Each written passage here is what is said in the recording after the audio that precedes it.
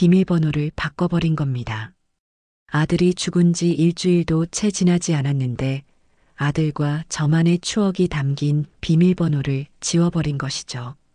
심장이 철렁 내려앉는 기분이었습니다.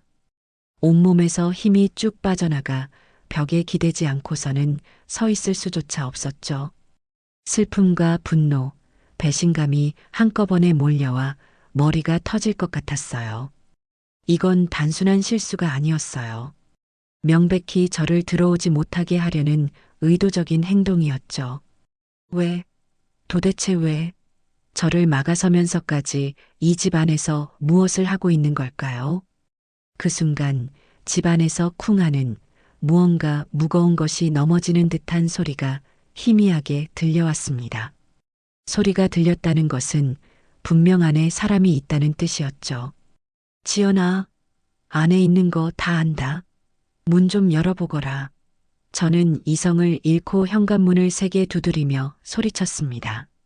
제 목소리가 텅 빈 복도를 울렸지만 안에서는 아무런 대답도 들려오지 않았어요. 대신 무언가를 다급하게 끄는 듯한 소리, 부산하게 움직이는 소리가 연이어 들려왔습니다. 이제 더 이상 망설일 시간이 없었어요. 제 안에 무언가가 위험 신호를 보내고 있었습니다. 저 문 너머에서 제 아들의 흔적이 가득한 저 집 안에서 결코 일어나서는 안 될 일이 벌어지고 있다는 강한 확신이 들었죠. 저는 주머니에서 휴대폰을 꺼냈습니다. 손이 너무 심하게 떨려 몇 번이나 휴대폰을 떨어뜨릴 뻔했어요. 간신히 112 버튼을 누르며 저는 마지막으로 굳게 닫힌 현관문을 노려보았습니다. 불길한 예감은 한 번도 틀린 적이 없었죠. 저는 떨리는 목소리로 경찰에게 상황을 설명했습니다. 저 제 아들 집인데요. 며느리가 문을 잠그고 열어주지 않아요. 안에서 이상한 소리가 들리는데 너무 불안해서요. 제발, 제발 빨리 좀 와주세요. 제 목소리는 이미 울음으로 잔뜩 젖어 있었습니다. 전화를 끊고 나서도 저는 그 자리를 떠나지 못하고 문에 귀를 기댄 채 안의 상황을 살폈어요. 잠시 부산스럽게 들려오던 소리는 어느새 잦아들고 섬뜩한 정적만이 흘렀습니다. 그 정적이 제 심장을 더욱더 옥죄어 왔습니다. 곧이어 복도 저편에서 여러 개의 발걸음 소리가 들려오기 시작했습니다. 잠시 후 제가 신고한 경찰 2명과 함께 열쇠 수리공 아저씨가 도착했습니다.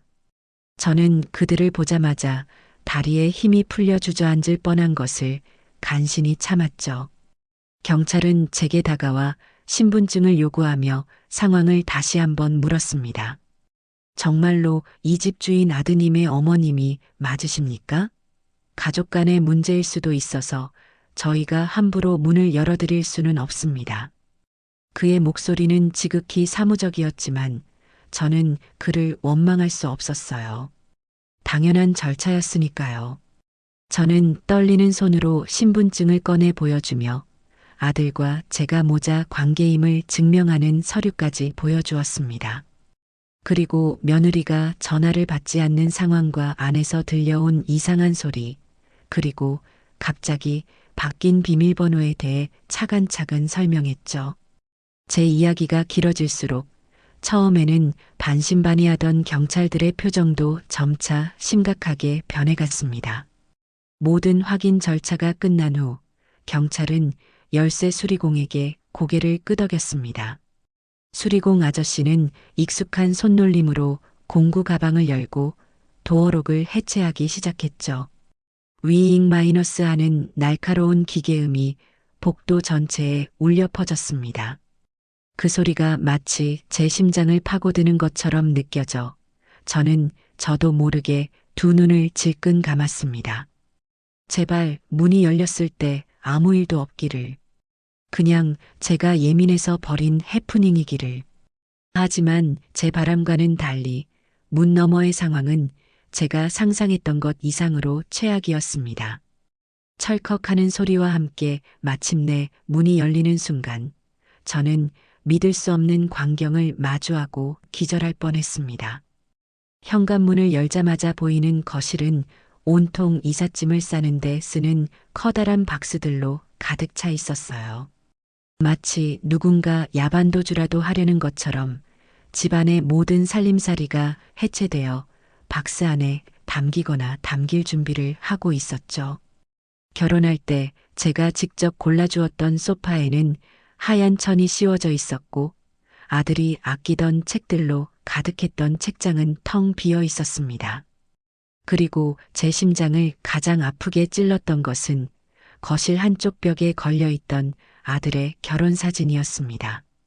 액자는 벽에서 떼어져 바닥에 아무렇게나 나뒹굴고 있었고 유리는 산산조각이 나 있었죠.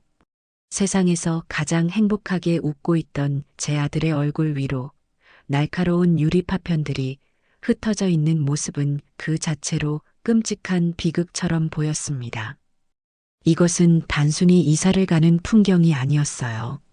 제 아들의 흔적을, 이 집에서 김용수라는 사람이 살았다는 모든 기억을 지워버리려는 잔인하고 악의적인 행위였죠.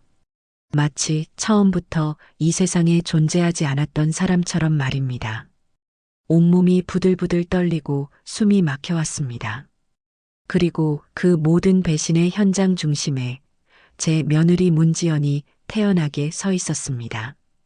그녀는 갑자기 들이닥친 우리를 보고 놀란 것도 잠시 이내 아무렇지도 않다는 듯한 표정으로 어깨를 으쓱해 보였어요. 손에는 여전히 휴대폰을 들고 있었죠.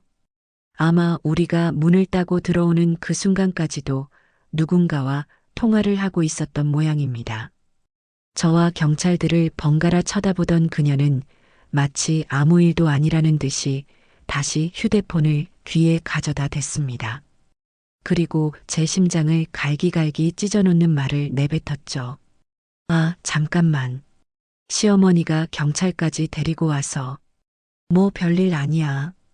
그녀는 잠시 통화 상대방의 말을 듣는 듯 하더니 이내 입가에 희미한 미소를 띠며 말했습니다. 응, 보험금은 생각보다 빨리 나왔어. 이걸로 우리 새 출발하는 거야. 조금만 기다려. 금방 다 정리하고 갈게. 그 말을 듣는 순간 제 머릿속에 무언가가 툭 하고 끊어지는 소리가 났습니다. 보험금 새 출발. 제 아들의 목숨값이 저 여자에게는 고작 다른 놈과의 새 출발을 위한 자금이었던 겁니다. 아들의 장례식장에서 그토록 수상하게 통화하던 이유가 남편이 죽은 지 일주일도 안 되어 집안의 모든 것을 처분하려던 이유가, 그리고 저를 막기 위해 비밀번호까지 바꿔버린 그 모든 이유가 하나로 맞춰지는 순간이었죠. 눈앞이 캄캄해지고 세상이 빙글빙글 돌기 시작했습니다. 너.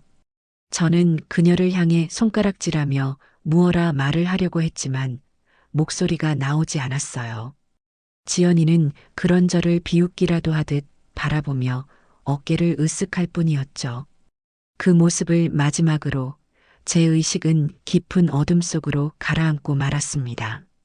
정신을 잃기 직전 제 귓가에 마지막으로 들린 것은 어머님, 정신 차리세요. 하고 외치는 경찰의 다급한 목소리였습니다. 그 순간 저는 생각했습니다. 이것은 결코 단순한 사고가 아니라고. 제 아들의 죽음 뒤에는 저 악마 같은 여자의 추악한 비밀이 숨겨져 있다는 것을요. 제가 다시 눈을 떴을 때 제 눈에 가장 먼저 들어온 것은 새하얀 병원 천장이었습니다. 코끝에서는 소독약 냄새가 희미하게 났고 팔에는 차가운 링거 주사바늘이 꽂혀 있었죠. 제가 정신을 잃고 쓰러진 후 경찰들이 저를 병원 응급실로 옮긴 모양이었습니다. 잠시 후 의사가 들어와 제 상태를 확인하며 말했어요. 어르신, 정신이 드세요? 너무 큰 충격을 받으셔서 일시적으로 실신하셨던 겁니다. 다행히 몸에 큰 이상은 없으니 너무 걱정하지 마세요. 하지만 의사의 다정한 위로도 제 귀에는 들리지 않았습니다. 제 머릿속에는 오직 며느리 지연이의 그 악마 같은 미소와 보험금으로 새 출발할 거야 라고 말하던 잔인한 목소리만이 메아리치고 있었거든요. 몸을 추스르고 경찰서로 가 조사를 받았습니다. 하지만 제게 돌아온 대답은 절망뿐이었어요. 경찰은 제 이야기를 모두 듣고 안타까워했지만 법적으로는 어쩔 수 없다는 말만 되풀이했죠. 어머님 심정은 충분히 이해합니다. 하지만 문지연 씨는 고 김용수 씨의 법적인 배우자, 즉 상속인입니다. 남편 명의의 집을 처분하든 보험금을 수령하든 법적으로는 아무런 문제가 없어요. 그럼 우리 아들이 그렇게 억울하게 죽었는데 저 여자가 아들 목숨값으로 다른 놈이랑 희희낙낙하는 걸 그냥 보고만 있으란 말입니까? 저는 분통을 터뜨리며 소리쳤습니다. 하지만 경찰은 한숨을 쉬며 고개를 저을 뿐이었죠. 현재로서는 그렇습니다. 문지연 씨가 아드님의 죽음에 직접적으로 관여했다는 명확한 증거가 없는 이상 저희가 할 수 있는 일은 아무것도 없습니다. 법은 제 편이 아니었습니다. 오히려 제 아들의 모든 것을 앗아간 저 악녀의 편이었죠. 저는 허탈한 발걸음으로 텅 빈 집으로 돌아왔습니다. 현관문을 열고 들어서는 순간 아들의 신발이 없다는 사실만으로도 가슴이 미어져 다시 주저앉아 한참을 울었어요.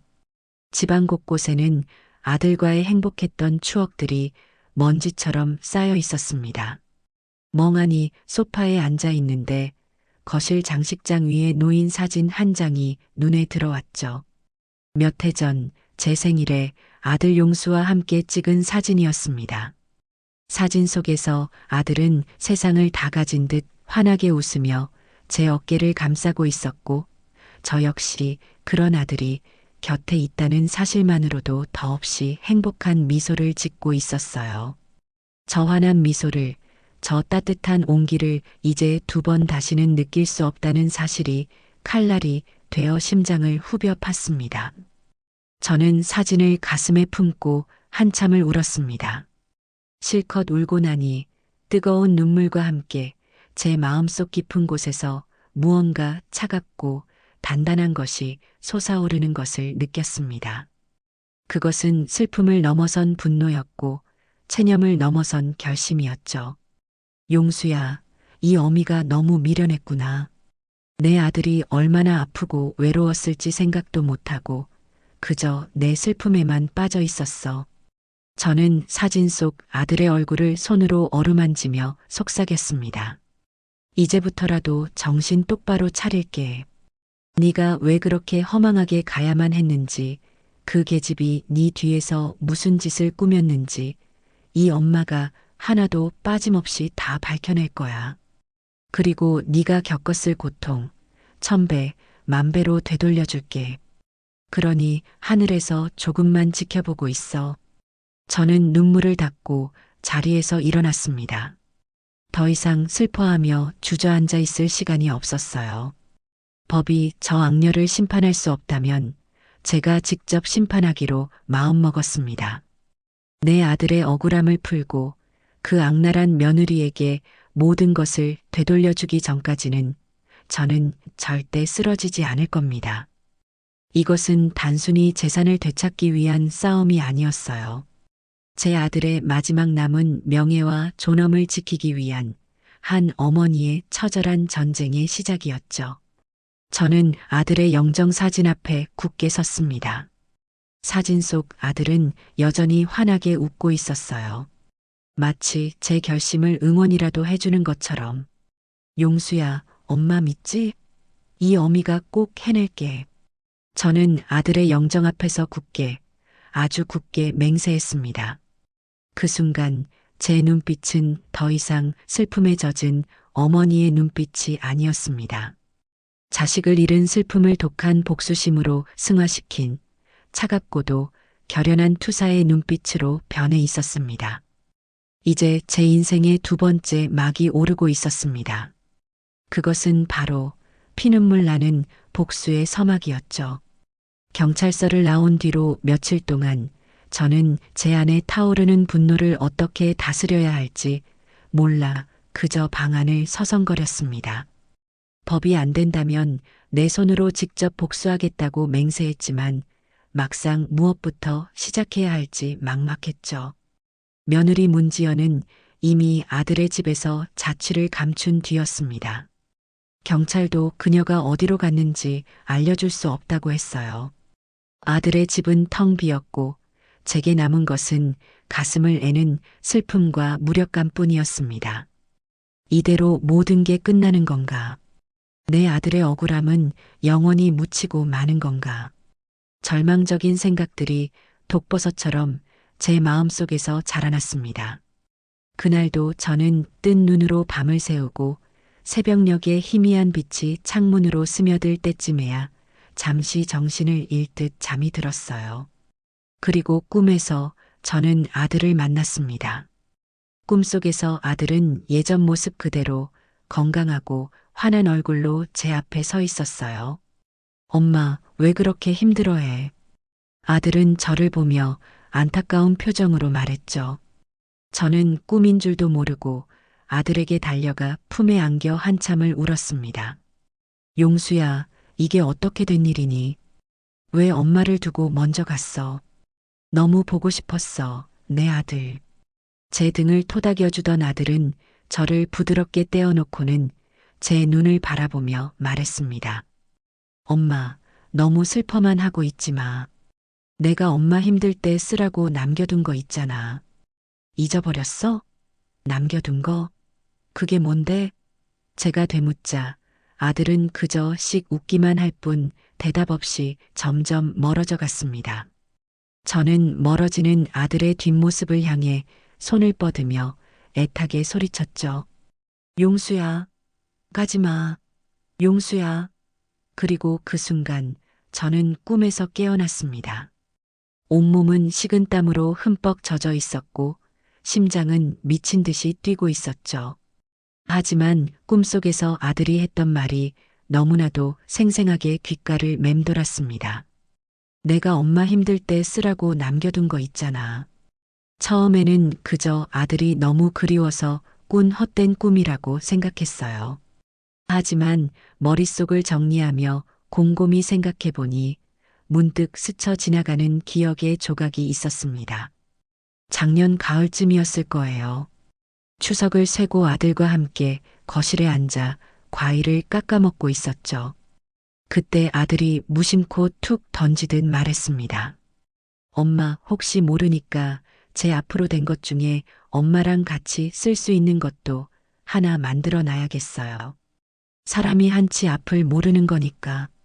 그냥 엄마 비상금이라고 생각해. 그때는 저도 그냥 흘려들었습니다. 젊은 나이에 벌써부터 그런 소리를 한다며 타박을 주기까지 했죠. 얘는 무슨 벌써부터 그런 재수 없는 소리를 하니. 그럴 돈 있으면 네 와이프랑 맛있는 거나 사 먹어. 하지만 아들은 그저 웃으며 그래도 혹시 모르잖아요. 라고 말할 뿐이었습니다. 그 기억이 떠오르는 순간 저는 벌떡 자리에서 일어났습니다. 혹시? 정말로 혹시? 가슴이 미친 듯이 뛰기 시작했어요. 저는 서둘러 옷을 갈아입고 집을 나섰습니다. 아들이 주로 거래하던 은행은 저희 집에서 버스로 서너 정거장 거리에 있었죠. 버스를 기다리는 시간, 버스를 타고 가는 시간, 그 모든 시간이 영원처럼 길게 느껴졌습니다. 제발, 제발 아들이 남긴 무언가가 있기를. 이것이 저의 마지막 희망의 동아줄이었습니다. 은행에 도착해 번호표를 뽑고 순서를 기다리는 동안 저는 초조한 마음에 손톱만 물어뜯었죠.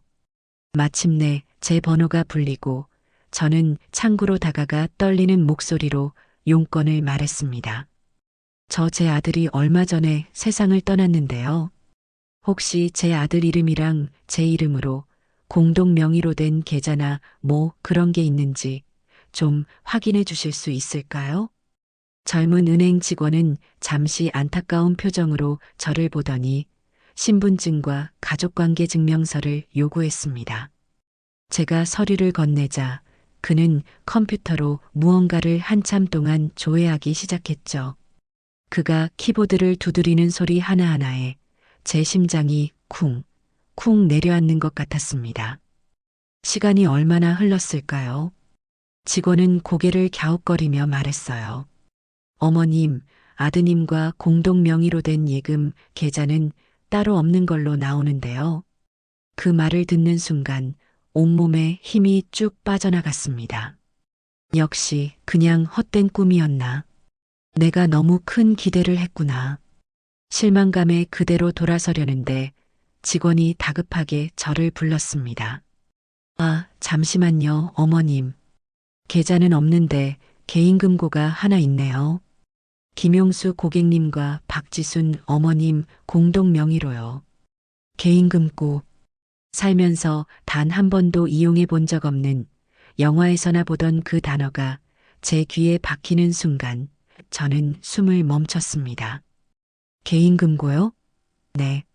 작년 10월에 개설하셨네요. 두 분 중 한 분만 오셔도 열 수 있도록 설정되어 있습니다. 확인해 보시겠어요? 저는 저도 모르게 고개를 격하게 끄덕였습니다. 잠시 후 지점장으로 보이는 중년의 남자가 나와 저를 금고실로 안내했습니다.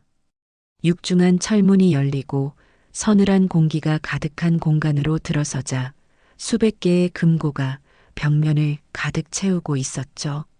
지점장은 그중 한 곳 앞에서 멈춰서서 열쇠 꾸러미에서 열쇠 하나를 꺼내 제게 건넸습니다. 이 열쇠와 저희 은행 열쇠 두 개가 모두 있어야 열립니다. 저는 마른 침을 삼키며 떨리는 손으로 열쇠를 받아 구멍에 꽂고 돌렸습니다. 지점장이 나머지 열쇠를 돌리자 철컥하는 묵직한 소리와 함께 금고 문이 열렸죠. 금고 안은 생각보다 작았습니다. 그리고 그 안에는 묵직한 서류 봉투 하나와 작은 상자, 그리고 USB 메모리 하나가 덩그러니 놓여 있었어요. 서류 봉투 위에는 사랑하는 우리 엄마에게라고 적힌 아들의 필체가 선명했습니다. 그 글씨를 보는 순간 참고 있던 눈물이 다시 왈칵 쏟아졌죠. 이것이 정말로 아들이 제게 남긴 마지막 선물이자 이 지옥 같은 상황을 벗어날 수 있는 유일한 열쇠일지도 모른다는 생각이 들었습니다. 저는 직원들의 부축을 받으며 금고 안의 내용물을 모두 챙겨 밖으로 나왔습니다. 은행을 나서는 제 발걸음은 조금 전과는 비교할 수 없을 정도로 무거우면서도 한편으로는 희망으로 가득 차 있었습니다. 이제 모든 것은 저 봉투와 USB 안에 달려 있었죠. 저는 봉투를 가슴에 꼭 품은 채 서둘러 집으로 향했습니다. 집으로 돌아오는 내내 제 심장은 금방이라도 터져 나올 것처럼 세차게 뛰었습니다.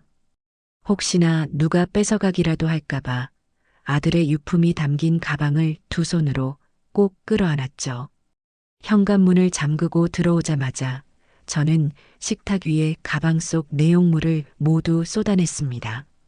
가장 먼저 손이 간 것은 역시 아들의 필체로 사랑하는 우리 엄마에게라고 적힌 편지 봉투였어요. 떨리는 손으로 봉투를 열자 정성스럽게 접힌 편지지 여러 장이 나왔습니다.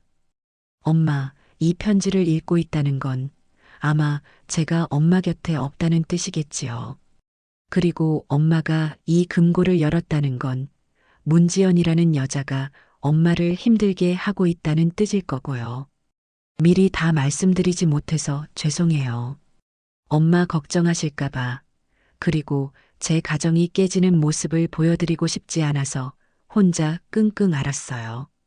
저는 바보가 아니었어요, 엄마. 처음에는 정말 사랑이라고 믿었지만 시간이 지날수록 지연 씨가 원하는 건 제 사랑이 아니라 제 돈이라는 걸 깨닫게 되었어요. 편지의 첫 구절을 읽는 순간 저는 목이 메어 더 이상 읽을 수가 없었습니다. 내 아들이, 그 착하고 순하기만 했던 내 아들이 혼자서 얼마나 아프고 외로웠을까요? 아내에게 배신당하고 있다는 사실을 알면서도 늙은 어미 걱정할까봐 혼자서 모든 짐을 짊어지고 있었던 겁니다. 저는 한참을 울며 아들의 이름을 부르짖었습니다. 가슴을 치고 통곡하며 지켜주지 못한 아들에게 미안하다고 몇 번이고 사죄했죠. 한참을 운 뒤에야 저는 다시 마음을 다잡고 편지를 읽어 내려갔습니다.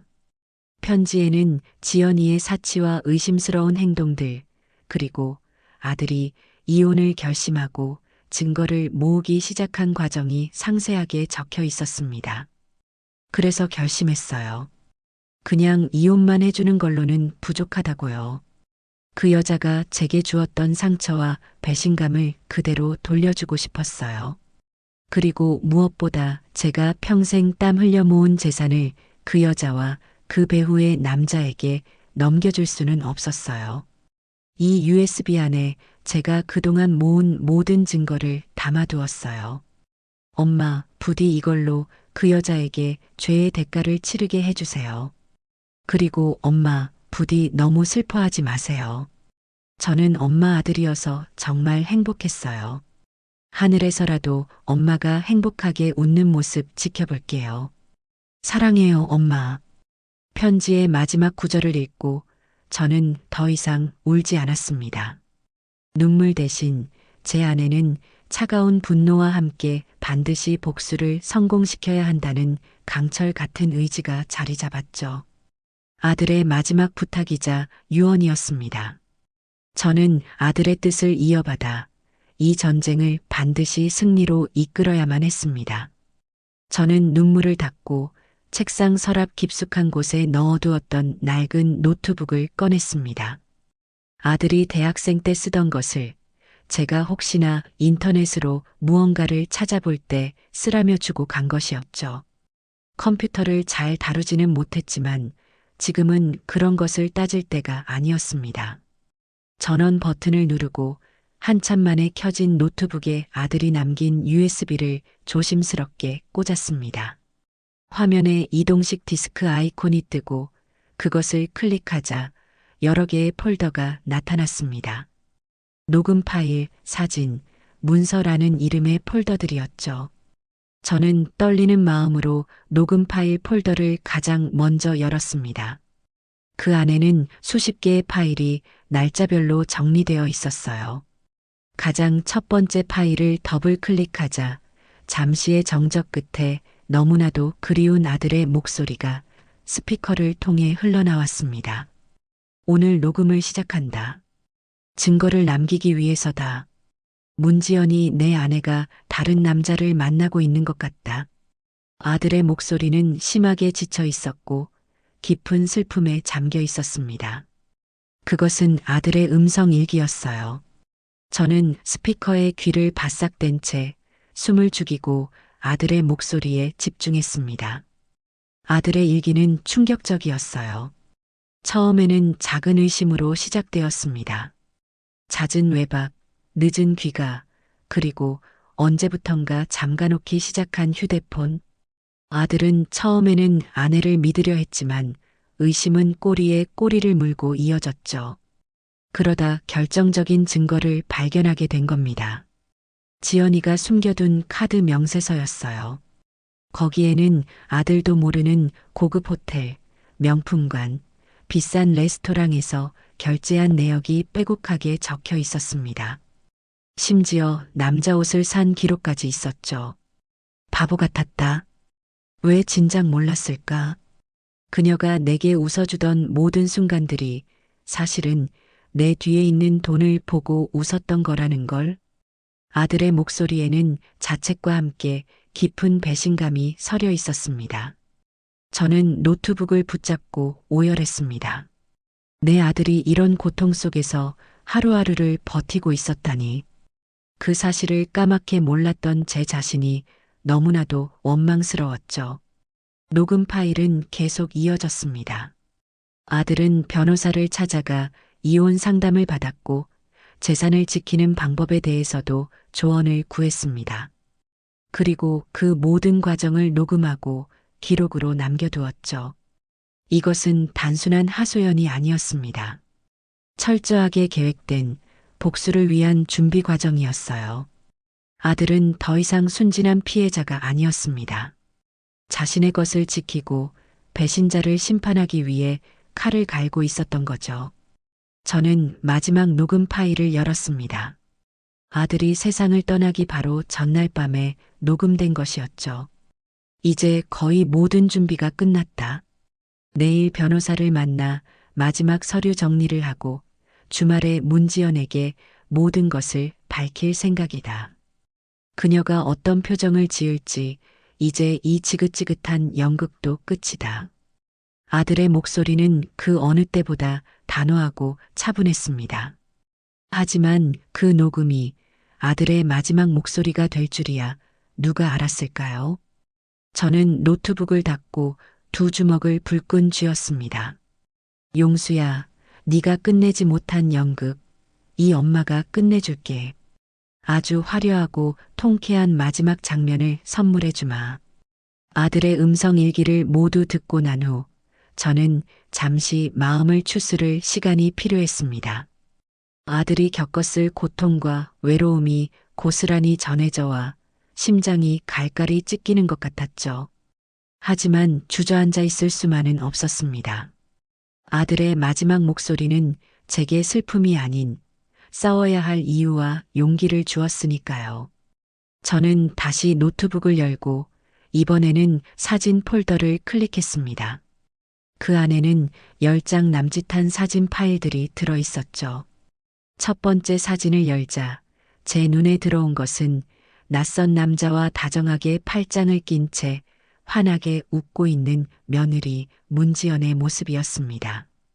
배경은 고급 레스토랑으로 보였고 테이블 위에는 값비싼 와인과 음식이 놓여 있었죠. 지연이는 제 아들 앞에서는 단 한 번도 보여준 적 없는 정말 행복하고 사랑에 빠진 여자의 표정을 하고 있었습니다. 사진 속 남자는 누가 봐도 번지르르하게 생긴 얼굴이었어요. 비싼 옷과 시계, 그리고 여유로운 미소까지. 하지만 저는 그의 눈에서 무언가 뱀처럼 차갑고 계산적인 느낌을 받았습니다. 다음 사진들을 연이어 확인했습니다. 호텔 로비에서 함께 있는 모습, 백화점 명품관에서 쇼핑하는 모습, 심지어는 차 안에서 진하게 입을 맞추고 있는 모습까지. 모든 사진에는 촬영된 날짜와 시간이 정확하게 기록되어 있었죠. 아들이 얼마나 가슴 아파하며 이 사진들을 찍고 또 바라보았을지 생각하니 피가 거꾸로 솟는 것 같았습니다. 마지막 사진 파일은 사진이 아니라 그 남자의 신상 정보가 적힌 메모였습니다. 이름은 백상철, 나이는 40 초반, 직업은 개인 투자 전문가라고 되어 있었죠. 아들이 직접 뒷조사를 해서 알아낸 정보인 듯 했습니다. 백상철. 저는 그 이름을 종이에 크게 적고 한참을 노려보았습니다. 문지연 뒤에 숨어 이 모든 것을 조종하고 내 아들의 가정을 파탄낸 원흉일지도 모르는 남자. 저는 이 남자의 정체부터 완벽하게 파악해야겠다고 결심했습니다. 하지만 늙은 제가 할 수 있는 일은 많지 않았죠. 그때 아들의 편지 한 구절이 떠올랐습니다. 필요하다면 사람을 쓰세요, 엄마. 돈 아끼지 마시고요. 그래, 지금은 돈을 아낄 때가 아니었어요.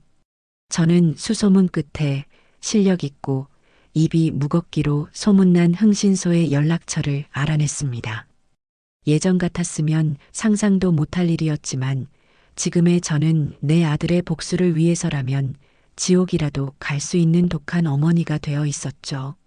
며칠 뒤 저는 약속 장소인 허름한 다방에서 흥신소 소장이라는 남자를 만났습니다.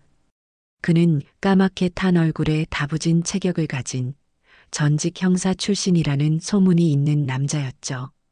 저는 그에게 자초지종을 설명하고 백상철의 사진과 신상 정보가 담긴 종이를 건넸습니다. 제 이야기를 듣는 내내 말없이 담배만 피우던 그는 이야기가 끝나자 담배를 비벼 끄며 낮은 목소리로 말했습니다. 어머님, 아드님 때문에 고생이 많으셨겠습니다. 이런 사건 제가 아주 전문입니다. 돈 받은 만큼 확실하게 처리해드리죠. 그의 눈빛은 거칠었지만 그 안에는 연민과 함께 반드시 이를 해결하겠다는 강한 의지가 담겨 있어 믿음이 갔습니다. 저는 아들이 남겨준 돈의 일부를 계약금으로 그에게 건넸습니다. 부탁합니다. 저 남자에 대한 모든 것을 알아내 주세요. 아주 사소한 것 하나까지도요. 소장은 돈을 받아 안주머니에 넣으며 고개를 끄덕였습니다. 걱정 마십시오. 일주일 안에 결과 보고 드리겠습니다. 그리고 정확히 일주일 뒤 저는 소장에게서 연락을 받았습니다. 결과는 제가 상상했던 것 이상으로 충격적이었죠. 그가 건넨 보고서의 첫 장에는 백상철의 진짜 얼굴이 담겨 있었습니다. 그의 본명은 백상철이 아니었고 직업 역시 투자 전문가가 아니었습니다. 그는 여러 개의 가명을 쓰며 부유한 집안의 여자나 돈 많은 유부녀들에게 의도적으로 접근해 결혼이나 사업 투자 등을 빌미로 돈을 뜯어내는 전문 사기꾼이었어요. 보고서에는 그에게 당한 피해 여성들의 사진과 사건 기록까지 상세하게 첨부되어 있었습니다. 수법은 항상 같았죠. 재력가 행세를 하며 접근해 마음을 얻은 뒤 거액의 돈을 챙겨 사라지는 것이었습니다. 그 순간 저는 모든 것을 깨달았습니다. 문지연은 그의 공범이 아니었어요. 오히려 그의 또 다른 먹잇감, 어리석은 사냥감에 불과했던 겁니다. 아마 백상철은 지연이에게 접근해 아들의 재산을 노리도록 부추겼을 테고 순진한 건지 탐욕스러운 건지 모를 지연이는 그 말을 철석같이 믿고 남편의 죽음까지 방치하며 보험금을 손에 넣으려 했던 것이죠. 결국 뱀이 뱀에게 물린 꼴이었습니다. 저는 헛웃음이 나왔습니다. 한심하고 어리석은 문지연. 하지만 동정심은 조금도 들지 않았어요. 그녀는 사기꾼에게 속았을 뿐일지 몰라도 제 아들을 배신하고 죽음으로 내 몸 용서받지 못할 죄인이었으니까요. 이제 상황은 더욱 명확해졌습니다. 제 복수의 대상은 문지연 하나가 아니었어요. 그녀를 뒤에서 조종한 진짜 뱀의 머리, 백상철까지 함께 심판대에 올려야 했습니다. 보고서를 덮으며 저는 생각했습니다. 그래, 둘이 함께 파멸하게 만들어주마. 서로가 서로를 물어뜯으며 가장 비참한 모습으로 무너지게 해주겠어. 저는 흥신소 소장에게 전화를 걸어 다음 단계를 지시했습니다. 흥신소를 통해 백상철이라는 남자의 정체를 파악하고 나니 복수의 전체적인 그림이 머릿속에 그려지기 시작했습니다. 하지만 여전히 한 가지 의문이 남아 있었죠. 내 아들은 용수는 과연 어디까지 알고 있었을까? 아들은 아내가 바람을 피운다는 사실은 알았지만 그 상대가 전문 사기꾼이라는 것까지는 몰랐을 수도 있었어요. 만약 그랬다면 아들이 남겨놓은 계획만으로는 부족할 수도 있었습니다. 저는 남은 증거들을 마저 확인하기 위해 다시 노트북을 켰습니다. 아들이 남긴 마지막 폴더, 문서 폴더를 열었죠. 그 안에는 부동산 등기부등본, 주식거래 내역서, 보험증권 등 아들의 재산과 관련된 파일들이 가득했습니다. 처음에는 그저 재산 목록을 정리해 둔 것이라고 생각했어요. 하지만 파일들을 하나씩 열어보며 날짜를 확인하던 저는 놀라움을 금치 못했습니다. 아들은 제가 생각했던 것보다 훨씬 더 똑똑하고 치밀한 사람이었습니다. 그는 아내의 외도를 확신한 시점부터 자신의 모든 재산을 정리하기 시작했던 겁니다. 가장 먼저 눈에 띈 것은 주식 거래 내역이었어요. 아들은 자신이 보유하고 있던 모든 주식을 아내가 본격적으로 외도를 시작한 것으로 추정되는 시점부터 몇 달에 걸쳐 시장에 조금씩 내다 팔았습니다. 마치 개미 투자자가 주식을 정리하는 것처럼 보이도록 아주 교묘하고 자연스럽게 말이죠. 그 다음은 부동산이었습니다. 결혼 전부터 가지고 있던 작은 오피스텔 하나를 금매로 처분했고, 심지어는 할아버지에게 물려받은 시골의 작은 땅까지 모두 팔아치웠습니다. 등기부등본에 찍힌 매매 날짜는 아들이 세상을 떠나기 불과 한두 달 전이었어요. 저는 순간 혼란스러웠습니다. 이혼을 준비하면서 재산을 정리하는 것은 당연한 일일 수 있죠. 하지만 이렇게까지 모든 것을 현금화할 필요가 있었을까요? 마치 인생을 정리하는 사람처럼 자신의 모든 것을 돈으로 바꾸고 있었던 겁니다. 저는 마른 침을 삼키며 마지막 문서를 열었습니다. 그 문서에는 아들이 처분한 모든 자산의 흐름이 일목요연하게 정리되어 있었죠. 아들은 주식과 부동산을 팔아 손에 쥔 수억 원의 현금을 모두 은행에서 인출했습니다. 그리고 그 돈으로 법의 추적을 피하기 가장 용이하다는 무기명 채권과 골드바를 사들였어요. 그리고 그 모든 것을 저와 공동 명의로 만든 개인금고 안에 보관해 두었던 겁니다. 그제야 저는 아들의 큰 그림을 완벽하게 이해할 수 있었습니다. 아들은 단순한 이혼을 준비했던 것이 아니었어요. 그는 문지연이라는 여자가 자신의 돈을 노리고 있다는 것을 정확히 간파했고, 그녀에게 단 한 푼도 넘겨주지 않기 위한 완벽한 계획을 세웠던 겁니다. 만약 아들이 살아있는 상태에서 이혼을 했다면 재산 분할 과정에서 어쩔 수 없이 일부를 떼어줘야 했을지도 모릅니다. 하지만 아들이 죽고 나면 법적인 상속은 아내인 문지연에게 우선적으로 돌아가게 되죠. 아들은 바로 그 점을 역이용한 겁니다. 아들은 문지연이 의심하지 않도록 그녀와 함께 살던 아파트의 명의와 자신의 사망 보험금 수령인은 그대로 남겨두었어요. 문지연과 백상철이 노리는 것은 바로 그 두 가지였을 테니까요. 그들은 그것만으로도 충분히 큰 돈을 손에 쥔다고 생각했겠죠. 하지만 그것은 아들 전체 재산의 아주 작은 일부에 불과했습니다. 진짜 알짜배기 재산은 모두 제 이름으로 된 개인금고 안에 안전하게 보관되어 있었던 거죠. 아들은 자신의 목숨을 담보로 탐욕스러운 아내와 그 배후의 사기꾼에게 거대한 덫을 놓았던 겁니다. 니들이 원하는 건 돈이지? 그래, 줄게. 하지만 그건 내 재산의 껍데기일 뿐이야. 진짜 알맹이는 내 어머니에게 돌아갈 거고, 니들은 그 껍데기를 차지하기 위해 발버둥 치다가 결국 파멸하게 될 거다. 마치 아들의 목소리가 귓가에 들리는 듯 했습니다. 저는 더 이상 눈물이 나지 않았습니다. 대신 아들에 대한 자랑스러움과 존경심이 가슴 깊은 곳에서부터 차올랐죠. 내 아들은 결코 나약한 피해자가 아니었어요. 그는 마지막 순간까지 자신의 존엄과 재산을 지키기 위해 싸운 영리하고 용감한 전사였습니다. 그리고 이제 제게 임무를 넘겨준 것이죠.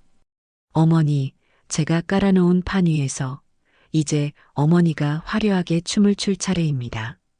저는 노트북을 덮었습니다. 이제 모든 증거와 아들의 계획을 파악했습니다. 부족한 부분은 흥신소를 통해 채워나가면 될 것이고요. 제 손에는 이제 아들이 남겨준 막대한 자금과 적들을 무너뜨릴 수 있는 날카로운 칼이 들려 있었습니다. 저는 창밖을 바라보며 조용히 음조렸습니다. 그래, 용수야. 네가 차려놓은 이 멋진 잔치상, 이 어미가 아주 맛있게 받아주마. 한 놈도 빠짐없이 지옥의 문턱까지 끌고 가줄게. 아들이 남긴 증거와 계획은 완벽에 가까웠습니다. 문지영과 백상철이라는 두 뱀을 한 번에 무너뜨릴 수 있는 강력한 무기였죠. 하지만 제 마음 한구석에는 여전히 풀리지 않는 응어리가 남아 있었습니다. 그것은 바로 아들의 죽음 그 자체에 대한 의문이었어요. 아들은 심장병을 앓고 있었지만 약만 잘 챙겨 먹으면 일상생활에 아무런 문제가 없다고 의사에게 분명히 들었습니다. 그런데 왜 하필 모든 계획을 실행에 옮기기 바로 전날 밤에 그렇게 허망하게 세상을 떠나야만 했을까요? 단순한 사고나 불운이라고 하기에는 너무나도 시기적으로 맞아떨어지는 것이 마음에 걸렸습니다. 저는 아들의 죽음에 문지연이 직접적으로 혹은 간접적으로라도 관여했을 거라는 강한 심증을 가지고 있었지만 그것을 뒷받침할 증거가 없었습니다. 저는 며칠 동안 거실에 앉아 아들 부부가 살던 아파트의 구조를 머릿속으로 몇 번이고 그려보았습니다.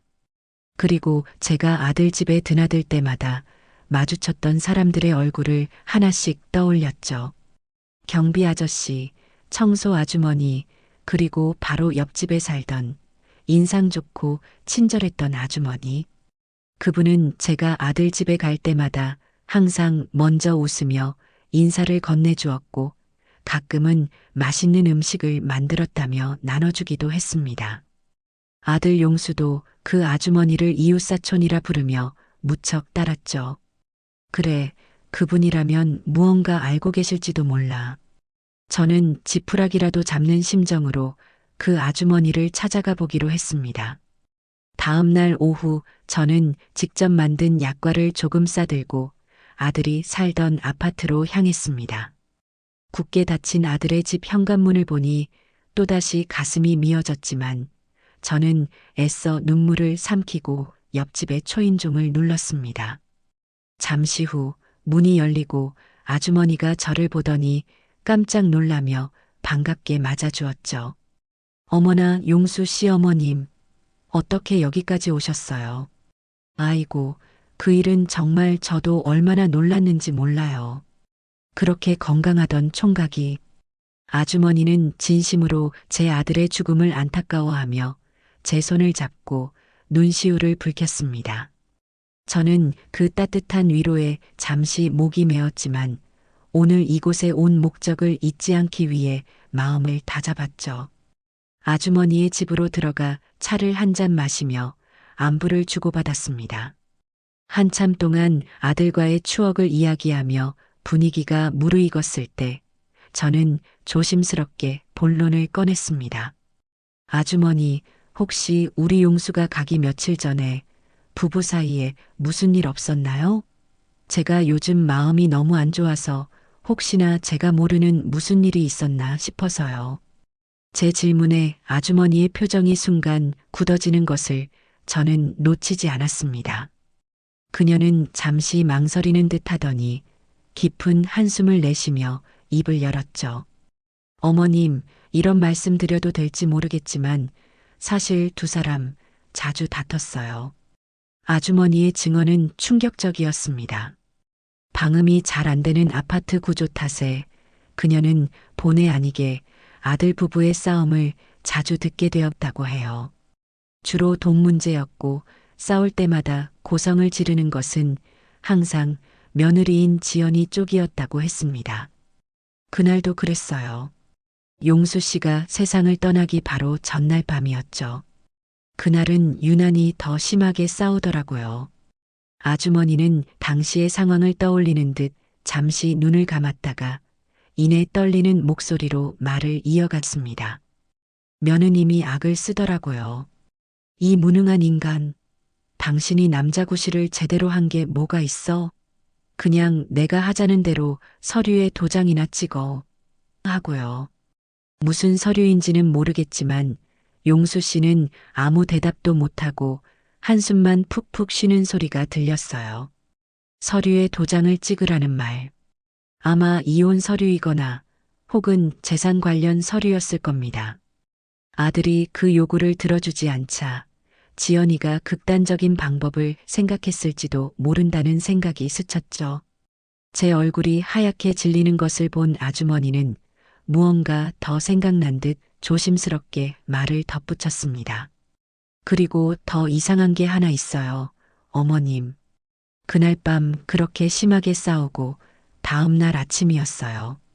제가 아침 일찍 쓰레기를 버리러 나가는데 며느님이 엘리베이터 앞에서 허둥지둥 뭔가를 버리는 걸 봤어요. 버리다니요? 뭘 버렸는데요? 저는 다급하게 물었습니다. 아주머니는 잠시 기억을 더듬는 듯 하더니 이내 확신에 찬 목소리로 말했죠. 분명히 봤어요. 용수 씨가 매일 먹던 주황색 약병 있잖아요. 그걸 다른 쓰레기랑 같이 검은 봉지에 담아서 음식물 쓰레기통에 버리더라고요. 아침부터 약병을 버리는 게 좀 이상하다고 생각은 했는데 그때는 그냥 다 먹은 약병인가 보다 하고 넘겼죠. 그런데 그날 오후에 용수 씨가 그렇게 됐다는 소식을 들으니 자꾸 그 장면이 마음에 걸리더라고요. 아주머니의 말이 끝나는 순간 제 머릿속에서는 모든 퍼즐 조각이 섬광처럼 맞춰졌습니다. 약병, 심장약. 아들은 그 약을 하루라도 걸으면 위험할 수 있었어요. 그런데 문지연이 그 약을 버렸다? 그것은 단순한 실수가 아니었어요. 명백한 살인 행위나 다름없었죠. 저는 온몸에 소름이 돋는 것을 느꼈습니다. 아주머니, 혹시 그 쓰레기통 바로 수거해 가나요? 아니요. 음식물 쓰레기는 이틀에 한 번씩 수거해 가요. 그날 아침에 버렸으면 아마 다음날 새벽에나 가져갔을 거예요. 아주머니의 말이 끝나기가 무섭게 저는 자리에서 벌떡 일어났습니다. 아주머니, 정말 감사합니다.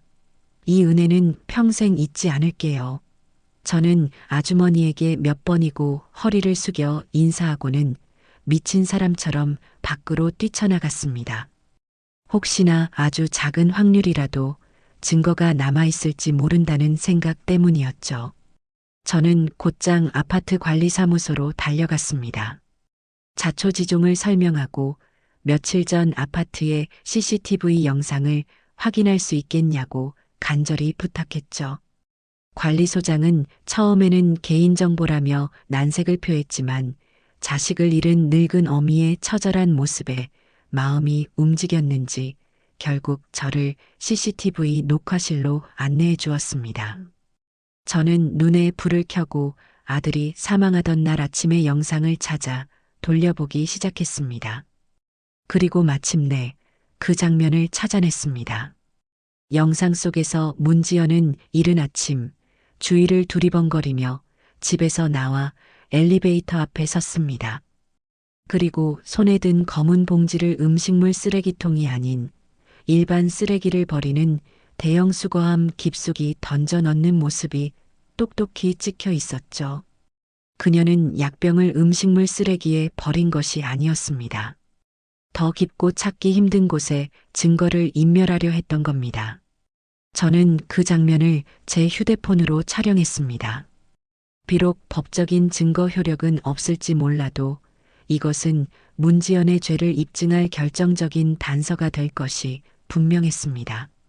저는 휴대폰을 꽉 쥔 채 관리사무소를 나왔습니다. 이제 다음 단계로 넘어갈 시간이었습니다. 옆집 아주머니의 증언과 CCTV 영상은 제 가설에 확신을 더해 주었습니다. 문지연은 아들의 심장약을 의도적으로 숨기거나 버렸고 그것이 아들의 죽음의 결정적인 원인이 되었을 겁니다. 하지만 이것만으로는 부족했어요. 그녀의 행동과 아들의 죽음 사이의 직접적인 인과관계를 증명해야만 했죠.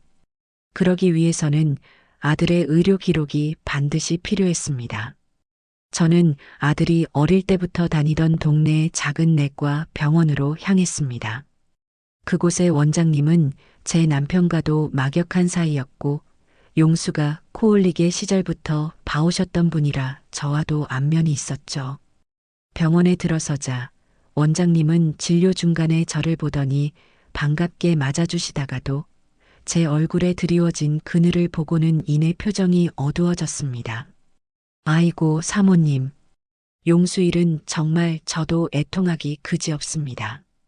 그렇게 착하고 바른 청년이 원장님은 진심으로 제 아들을 애도해 주었습니다. 저는 잠시 울컥했지만 이내 마음을 다잡고 오늘 병원에 온 이유를 설명했죠. 원장님, 부탁이 하나 있습니다. 우리 용수의 마지막 의료 기록을 제가 좀 볼 수 있을까요? 제 말에 원장님은 곤란한 표정을 지었습니다. 사모님 마음은 이해하지만 의료법상 환자 본인이 아니면 진료 기록을 열람할 수가 없습니다. 가족이라도 말이죠. 예상했던 반응이었습니다. 저는 조용히 가방에서 서류 한 장을 꺼내 원장님께 내밀었습니다.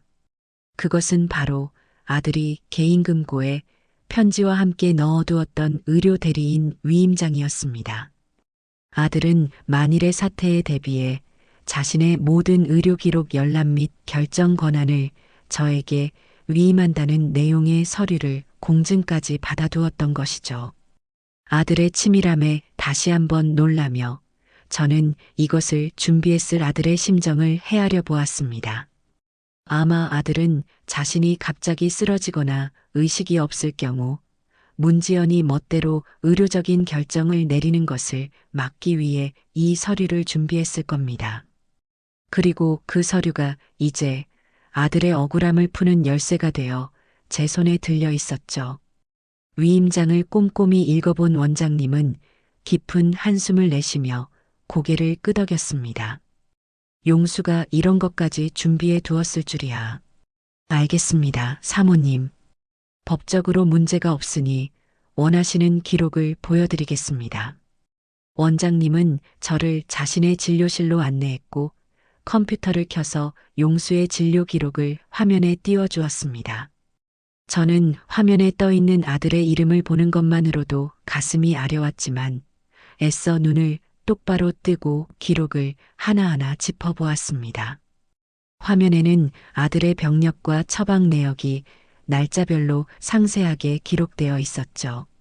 원장님은 기록을 보며 설명해 주었습니다. 용수는 약만 꾸준히 복용하면 아무 문제가 없는 상태였습니다.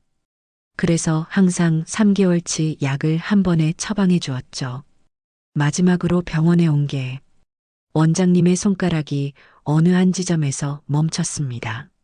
아들이 사망하기 바로 이틀 전이었네요. 그날 와서 정기 검진을 받고 늘 먹던 심장 약 3개월치 처방전을 새로 받아갔습니다. 심장이 쿵 하고 내려앉았습니다. 아들은 분명히 약을 처방받았어요. 그렇다면 그 약은 어디로 사라진 걸까요? 저는 떨리는 목소리로 물었습니다. 원장님, 혹시 그 처방전으로 약을 수령했는지도 알 수 있을까요? 네, 보통 저희 병원과 연계된 바로 아래층 약국에서 약을 타가는데 제가 한번 확인해 보겠습니다. 원장님은 즉시 수화기를 들어 약국에 전화를 걸었습니다. 저는 원장님의 입모양 하나하나에 모든 신경을 집중하며 마른 침을 삼켰죠. 네, 김 약사님. 저 최 원장입니다. 다름이 아니라 며칠 전에 저희 병원에서 진료받은 김용수 환자, 네, 맞습니다. 그 환자 처방전이요. 혹시 그날 약 타갔는지 기록 좀 확인해 주시겠어요? 잠시 동안의 정적이 흘렀습니다. 그 짧은 순간이 제게는 영원처럼 느껴졌죠. 수화기 너머에서 무어라 대답하는 소리가 들렸고 그 말을 듣는 원장님의 미간이 점점 좁아졌습니다. 마침내 원장님은 네, 알겠습니다. 수고하세요. 라는 말을 끝으로 수화기를 내려놓았습니다. 그리고는 무거운 표정으로 저를 바라보며 말했죠. 사모님 이상하네요.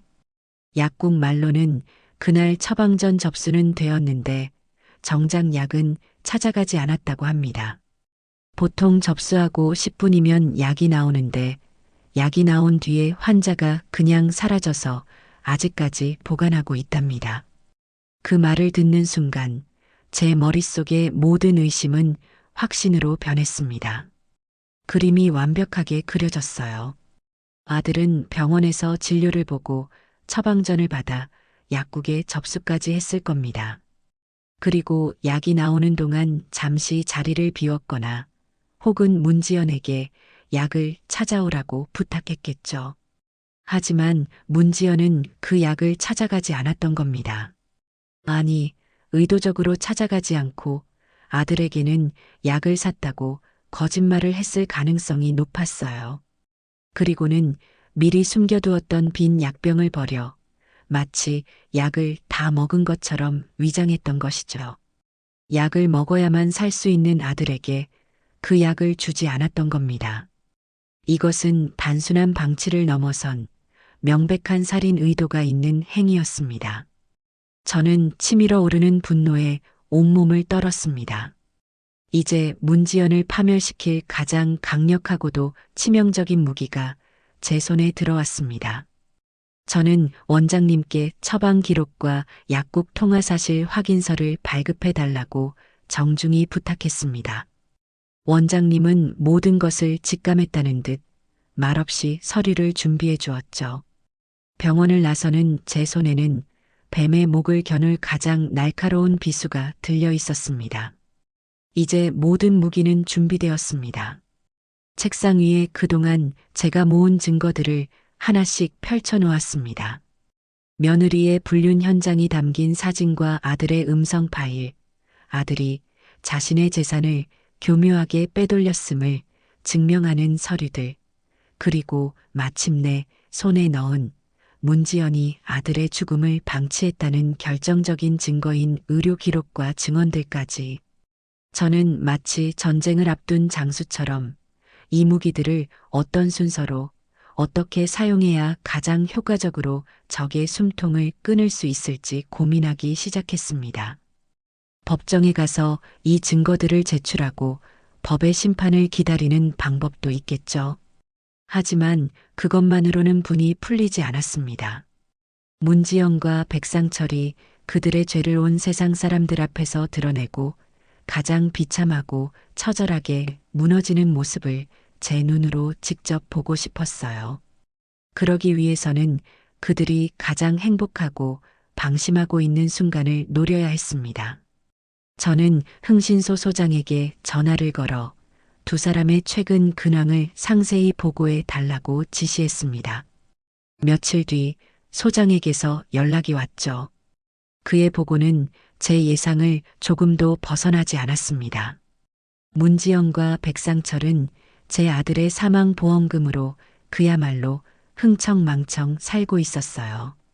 강남의 최고급 오피스텔을 월세로 얻어 동거를 시작했고 매일같이 백화점 명품관을 드나들며 쇼핑을 즐기고 밤에는 고급 술집을 전전하며 돈을 물쓰듯 쓰고 있다고 했습니다. 아들의 목숨값이 그들에게는 한바탕의 화려한 파티를 위한 자금일 뿐이었던 겁니다. 그리고 소장은 가장 결정적인 정보를 제게 건네주었습니다. 소장님, 두 사람이 곧 약혼 파티라는 걸 연다고 합니다. 강남의 한 호텔 연회장을 통째로 빌려서 지인들을 초대해 자신들의 관계를 공식적으로 알리는 자리라고 합니다. 약혼 파티. 저는 그 단어를 듣는 순간 입가에 차가운 미소가 번지는 것을 느꼈습니다. 이보다 더 완벽한 무대는 없었어요. 그들이 스스로 마련한 가장 행복하고 빛나는 무대 위에서 그들의 모든 추악한 가면을 벗겨내고 지옥으로 끌어내릴 수 있는 절호의 기회였죠. 저는 소장에게 그 파티의 날짜와 시간, 장소, 그리고 초대 손님 명단을 무슨 수를 써서라도 알아내 달라고 부탁했습니다. 돈은 얼마가 들어도 상관없다고 덧붙였죠.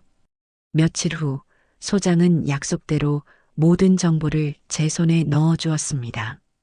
그는 호텔 직원에게 접근해 파티 준비를 돕는 이벤트 업체 직원인 척 위장하여 모든 정보를 빼냈다고 해요. 초대 손님 명단에는 그들의 유흥 친구들과 백상철에게 속아 그를 유망한 사업가로 알고 있는 허울뿐인 지인들의 이름이 적혀 있었습니다. 그리고 그 명단 끝에는 문지연의 부모님 이름도 올라와 있었죠. 저는 그 이름을 손가락으로 쓸어보며 잠시 생각에 잠겼습니다. 그래, 잘 됐구나. 당신들 딸이 어떤 아이인지 당신들 눈으로 직접 똑똑히 보게 해주어야지. 저는 명단을 보며 몇 명의 특별 손님을 더 초대하기로 마음먹었습니다. 첫 번째는 바로 흥신소 보고서에 나와 있던 백상철에게 똑같은 수법으로 사기를 당했던 또 다른 피해 여성이었습니다. 저는 소장을 통해 조심스럽게 그녀에게 연락을 취했고 자초지종을 설명하며 파티에 와서 모든 것을 폭로해 달라고 부탁했습니다. 처음에는 두려워하던 그녀도 제가 모든 것을 책임지고 도와주겠다는 약속에 결국 용기를 내주었죠. 두 번째로 초대한 손님은 제가 미리 섭외해 둔 기자들이었습니다. 물론 정식으로 초대한 것은 아니었죠. 유명 사업가와 재력가 미망인의 세기의 약혼식이라는 자극적인 제목으로 몇몇 연예부 기자들에게 익명으로 제보를 흘렸습니다. 그들은 특종 냄새를 맡고 분명히 파티장으로 몰려들 것이었습니다. 마지막으로 저는 파티의 하이라이트를 장식할 영상을 준비했습니다.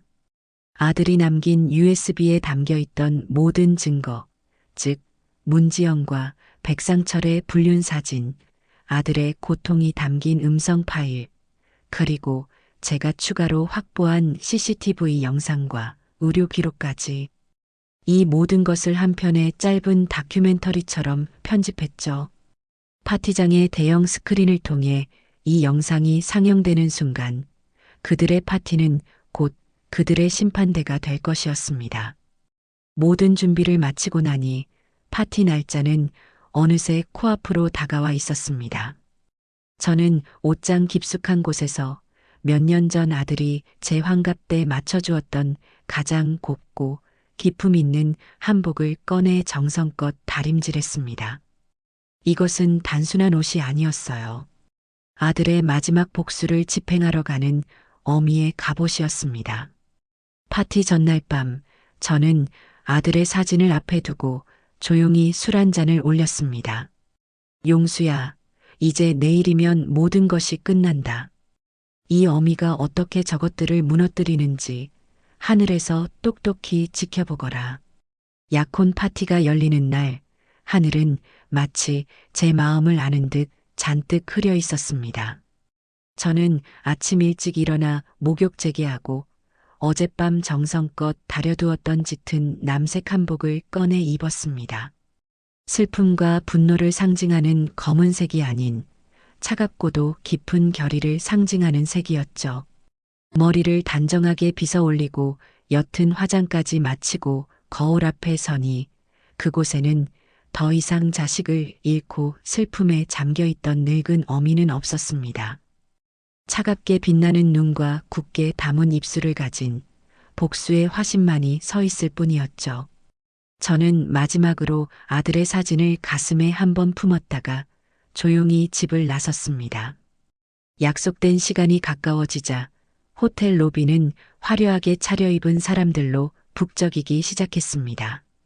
저는 로비 한쪽 구석에 조용히 서서 파티장으로 들어가는 사람들의 얼굴을 하나하나 지켜보았죠. 잠시 후 오늘의 주인공인 문지연과 백상철이 모습을 드러냈습니다.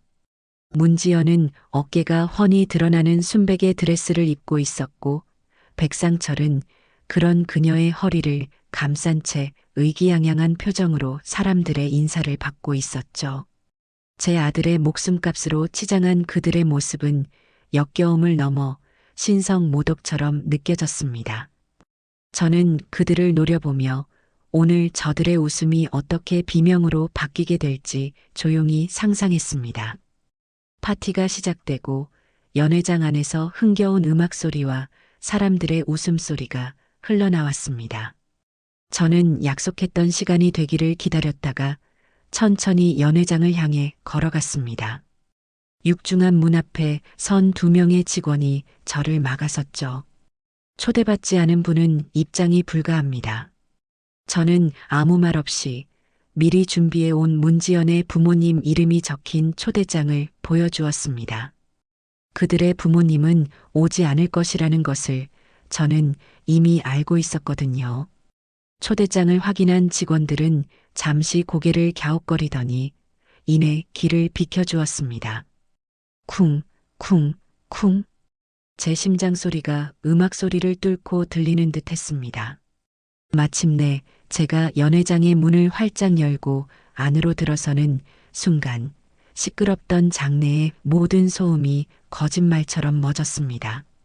단상 위에서 샴페인 잔을 들고 사랑을 맹세하려던 문지연과 백상철의 얼굴이 저를 발견하고는 그대로 굳어버렸죠.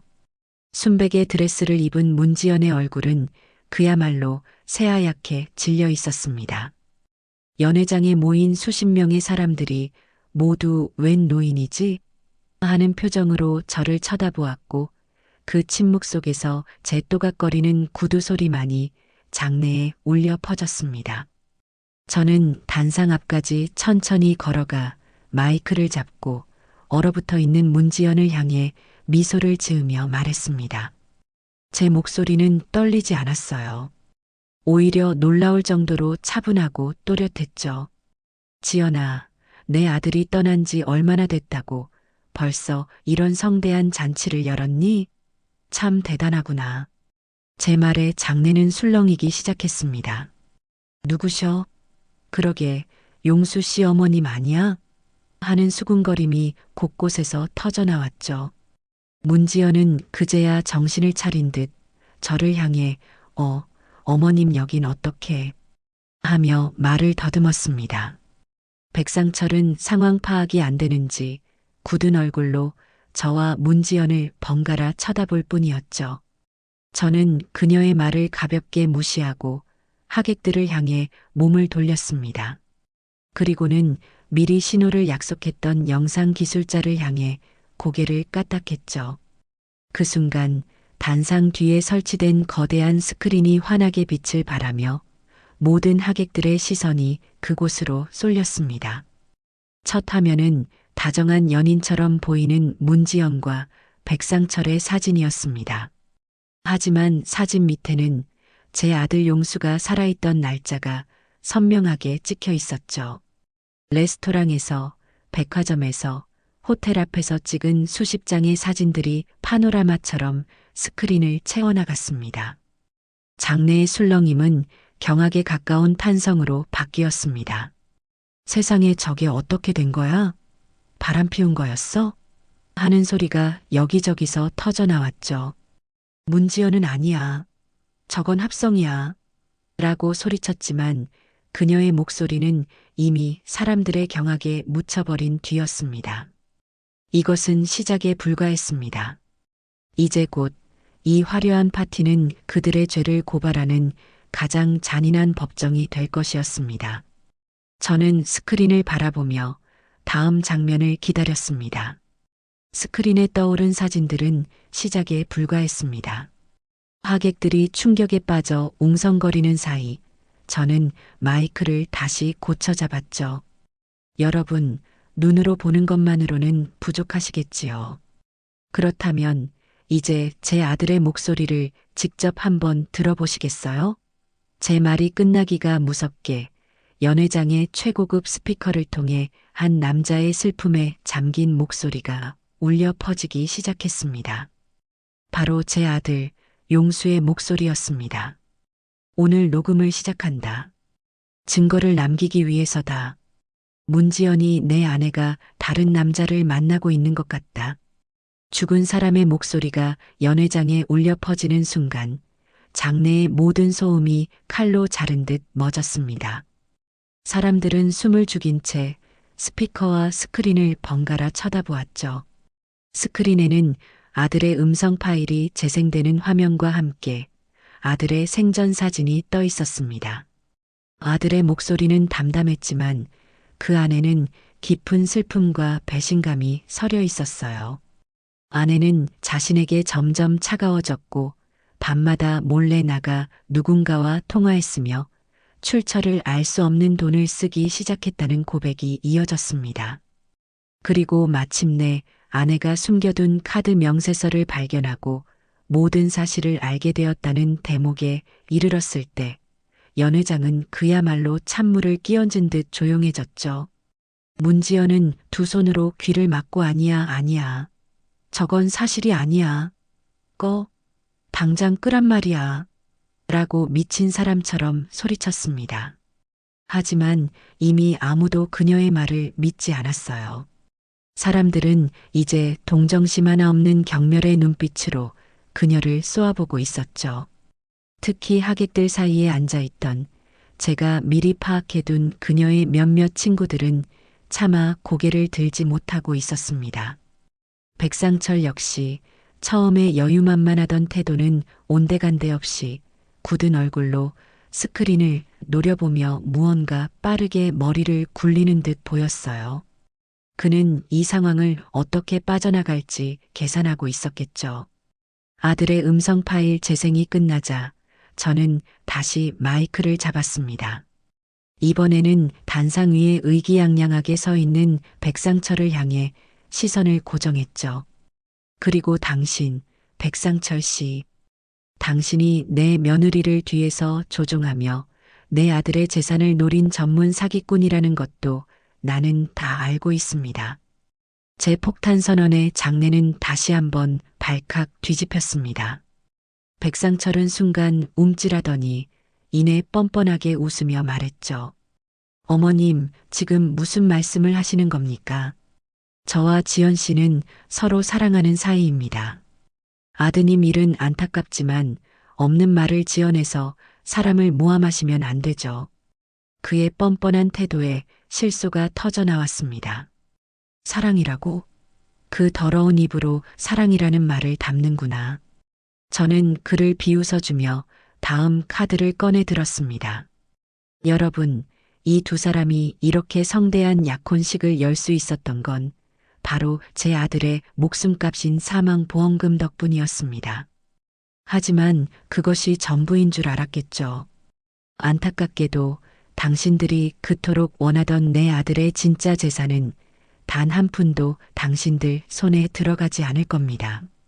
저는 잠시 말을 멈추고 백상철의 얼굴을 쳐다보았습니다.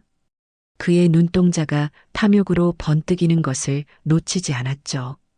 왜냐하면 내 똑똑한 아들은 당신들의 정체를 이미 다 파악하고 자신의 모든 재산을 안전한 곳으로 옮겨두었거든. 당신들이 손에 쥔 그 보험금은 내 아들이 당신들의 탐욕을 세상에 알리기 위해 던져준 아주 작은 미끼에 불과했단다.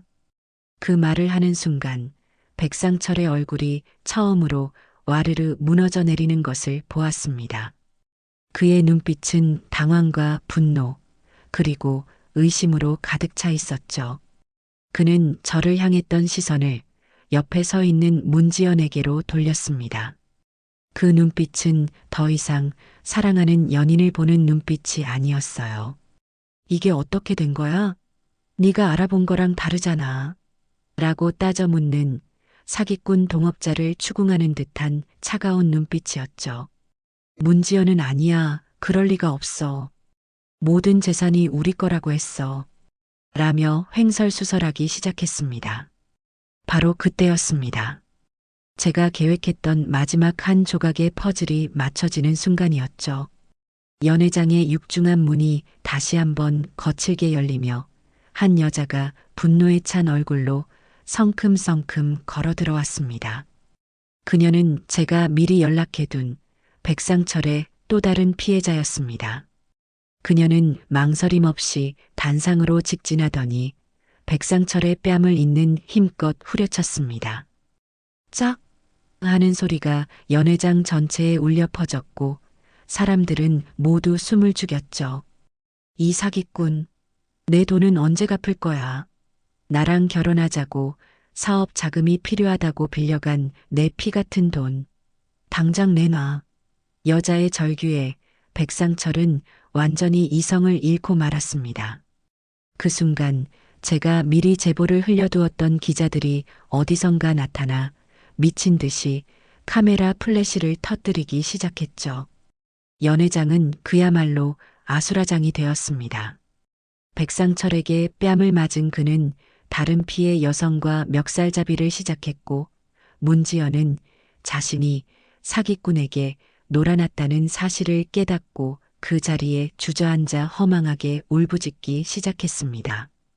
하객들은 이 추악한 막장 드라마의 결말을 어떻게든 피하려는 듯 서둘러 짐을 챙겨 밖으로 빠져나가기 시작했죠.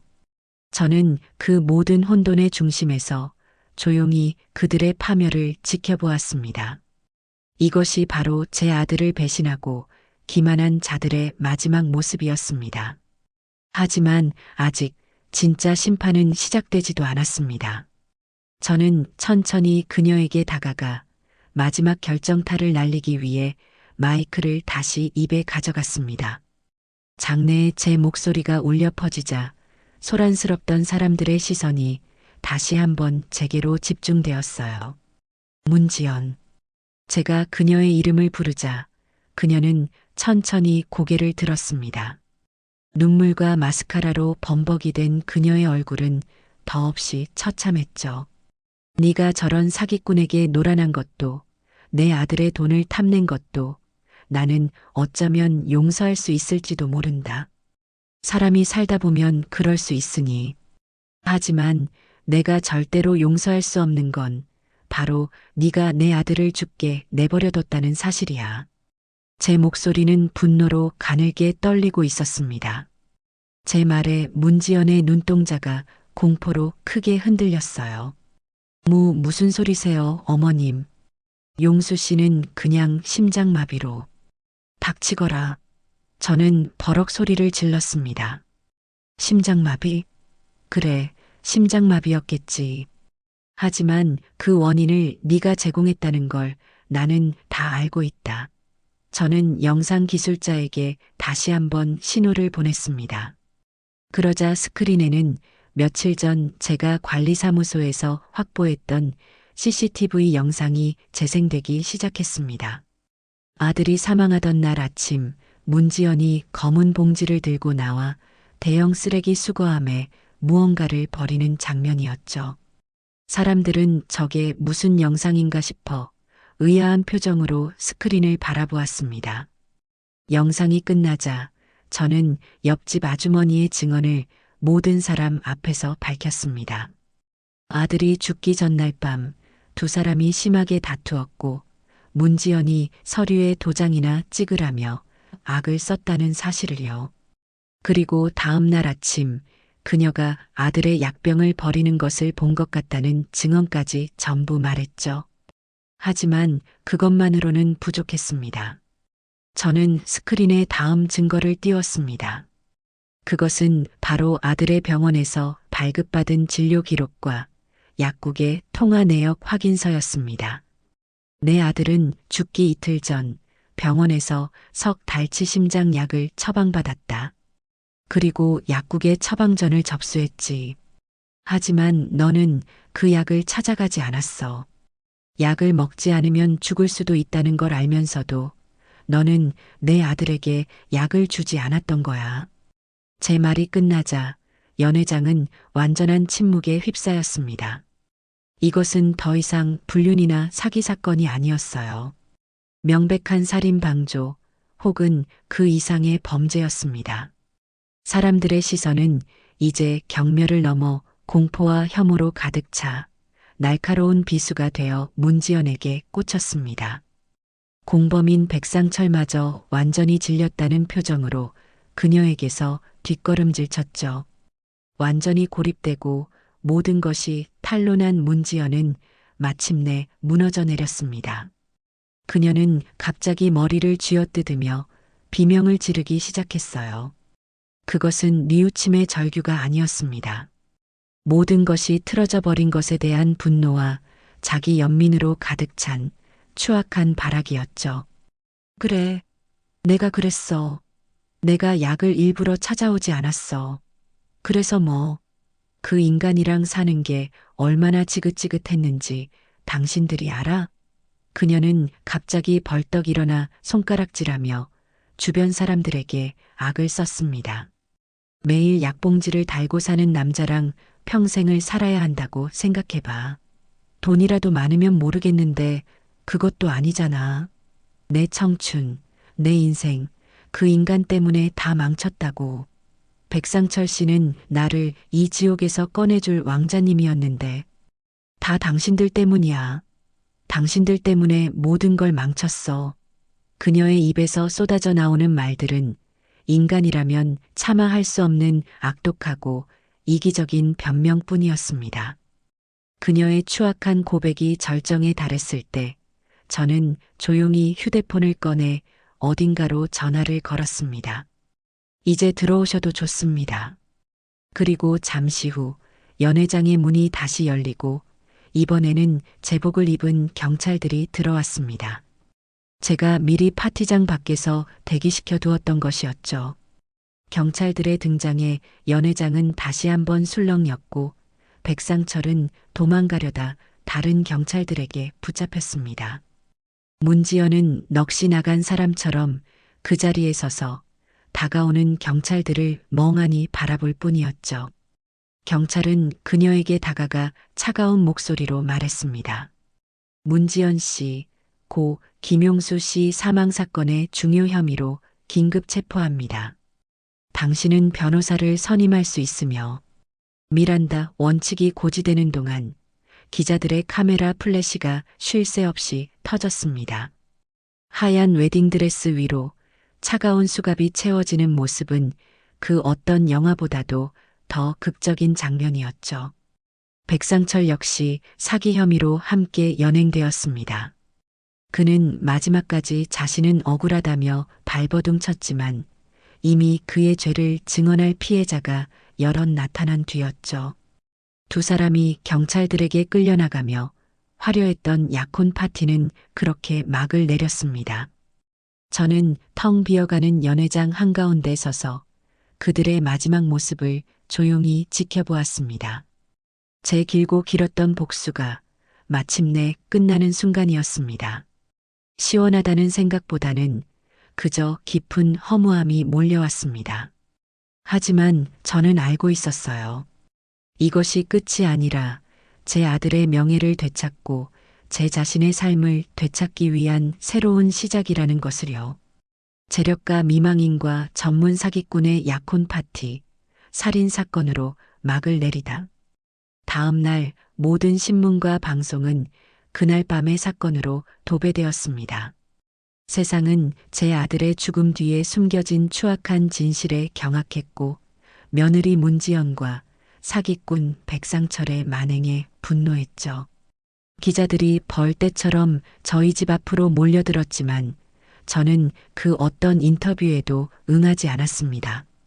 제가 할 일은 이미 끝났고 나머지는 법의 심판에 맡기면 될 일이었으니까요. 저는 그저 조용히 제 아들의 마지막을 정리하고 싶었습니다. 가장 먼저 한 일은 아들이 남긴 재산을 정리하는 것이었습니다. 아들이 개인금고에 남겨둔 무기명 채권과 골드바는 제가 생각했던 것보다 훨씬 더 막대한 액수였죠. 평생을 성실하게 일하며 아끼고 모은 제 아들의 피와 땀이었습니다.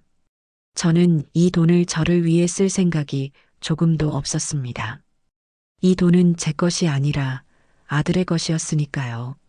며칠을 고민한 끝에 저는 아들의 이름으로 장학재단을 설립하기로 결심했습니다.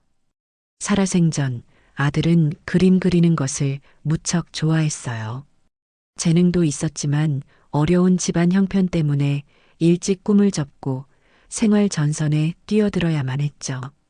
그런 아들의 못다 이룬 꿈을 다른 재능 있는 젊은이들이라도 마음껏 펼칠 수 있도록 도와주고 싶었습니다. 변호사와 상의하여 재단 설립 절차를 차근차근 밟아나갔습니다. 재단의 이름은 김용수 기념예술장학재단으로 정했죠. 그리고 문지연의 더러운 흔적이 남아있는 아들이 살던 아파트를 처분했습니다. 집을 팔고 받은 돈 역시 모두 재단에 기부했어요. 그 집의 모든 가구와 물건들을 정리하던 날 저는 담담하게 아들의 유품을 하나씩 상자에 담았습니다. 아들의 낡은 스케치북을 발견했을 때 저는 결국 참지 못하고 눈물을 쏟고 말았죠. 스케치북에는 온통 제 얼굴이 가득했습니다. 웃는 얼굴, 잠든 얼굴, 화내는 얼굴까지. 아들은 언제나 제 곁에서 저를 그리고 있었던 겁니다. 저는 그 스케치북을 가슴에 품고 한참을 울었습니다.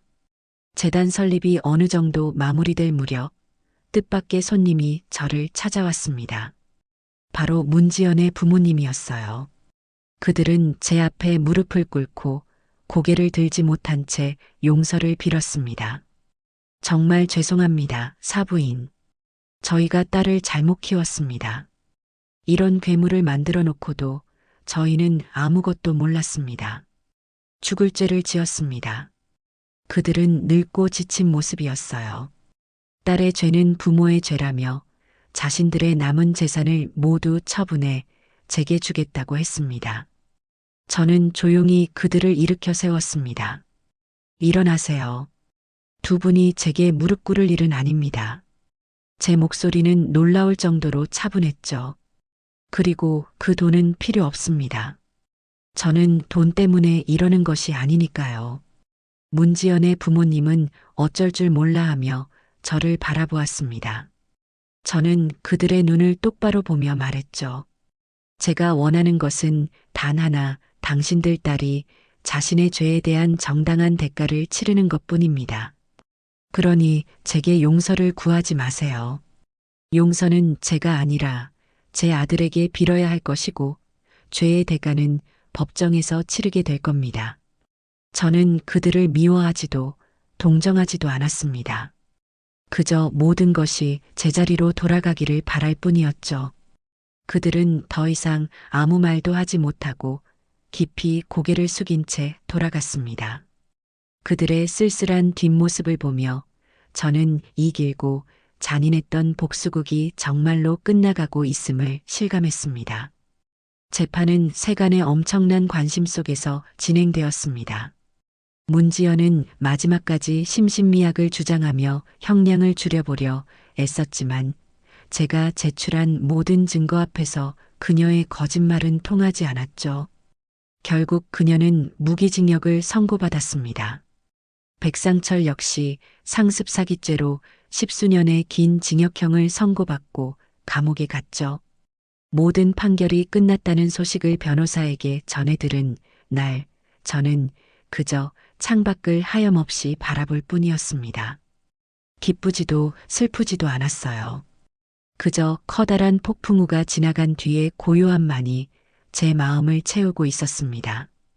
그렇게 모든 폭풍이 지나가고 계절이 두어 번 바뀌었습니다. 제 삶은 느리지만 조금씩 제자리를 찾아가기 시작했죠.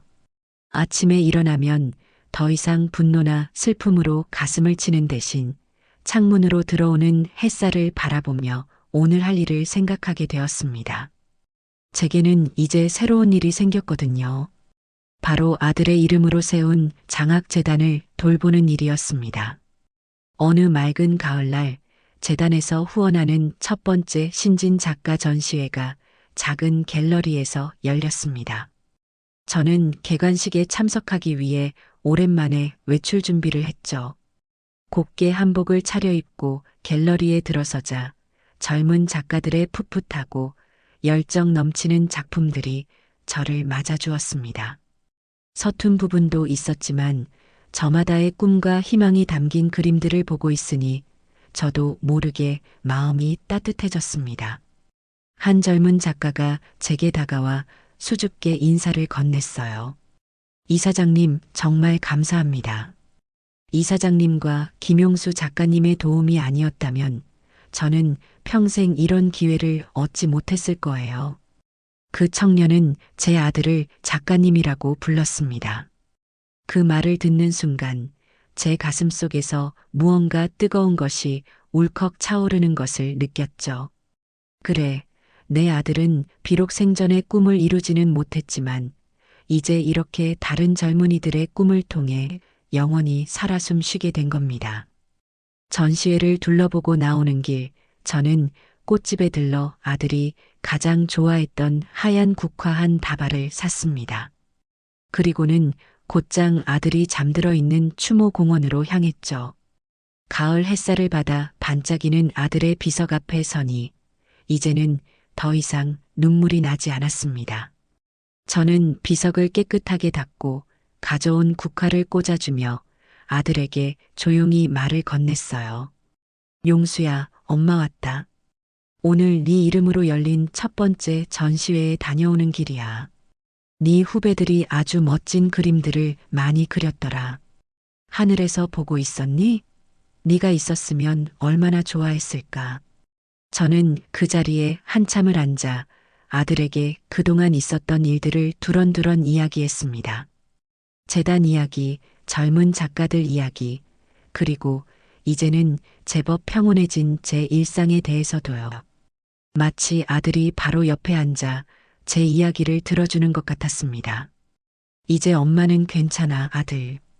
더 이상 복수심에 불타지도 않고 슬픔에 잠겨 있지도 않아.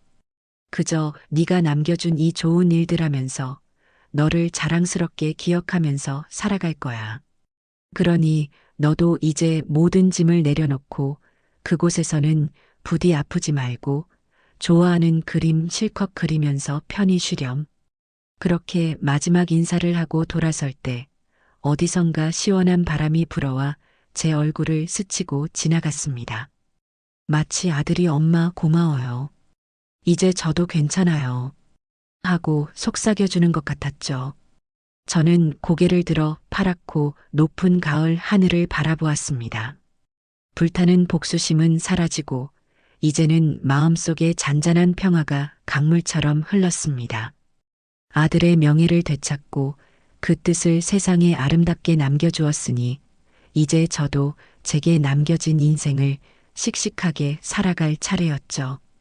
물론 제 아들 용수를 가슴 가장 깊은 곳에 품고서 말이죠. 온종일이었습니다. 동쪽 창문으로 새벽빛이 스며들어 제 흐릿한 잠결을 깨우던 그 순간부터 서쪽 하늘이 핏빛으로 물들며 긴 그림자를 드리울 때까지 저는 단 한순간도 허리를 펴고 앉아 쉴 틈이 없었습니다. 오직 하나뿐인 제 손주 민준이의 뒷공무니를 그림자처럼 따라다니는 것이 제 하루의 전부였습니다. 이제 겨우 새 돌, 천방지축이라는 말이 딱 어울리는 민준이는 잠시도 가만히 있지를 못했습니다.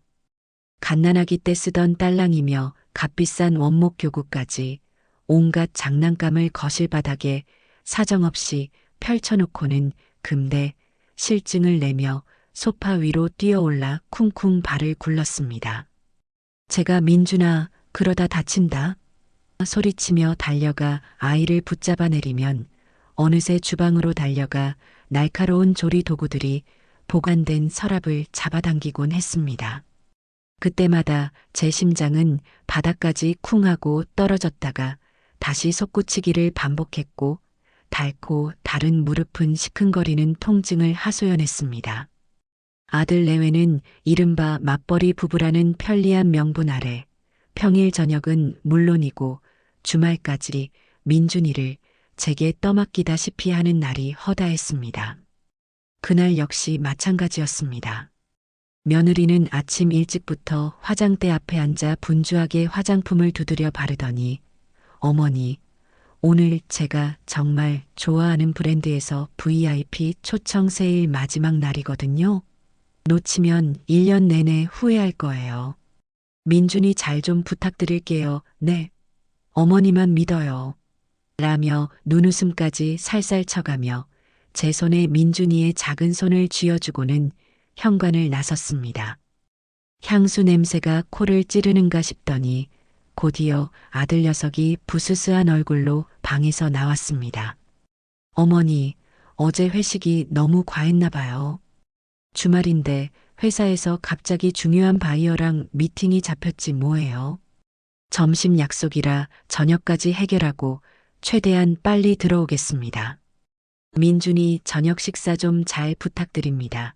아들은 제 얼굴은커녕 민준이의 통통한 볼 한번 쓰다듬지도 않고 서둘러 집을 빠져나갔습니다. 텅 빈 거실, 민준이의 해맑은 목소리와 장난감 부딪히는 소리만이 요란하게 울렸고 그 소음 속에서 제 깊은 한숨은 맥없이 흩어졌습니다. 점심은 민준이에게 떠먹이는 밥숟가락을 제 입으로 가져갈 정신도 없어 찬물에 만밥 한 덩이를 간신히 목구멍으로 넘기는 것으로 때웠습니다. 오후 내내 민준이와 숨바꼭질을 하고 동물 소리를 흉내내며 그림책을 수십 번 읽어주고 아이의 키보다 높은 블록성을 쌓았다 부수기를 반복하느라 온몸의 기력이 다 빠져나가는 듯했습니다. 오후 4시가 넘어서야 민준이는 제 무릎을 베고 겨우 단잠에 빠져들었습니다. 아이의 고른 숨소리를 들으며 저는 너덜너덜해진 몸을 힘겹게 일으켜 부엌으로 향했습니다. 갈증으로 입안이 바싹 말라 있었고 뭔가 시원한 것이 절실했습니다. 냉장고 문을 여니 서늘한 공기가 확 끼쳐왔습니다.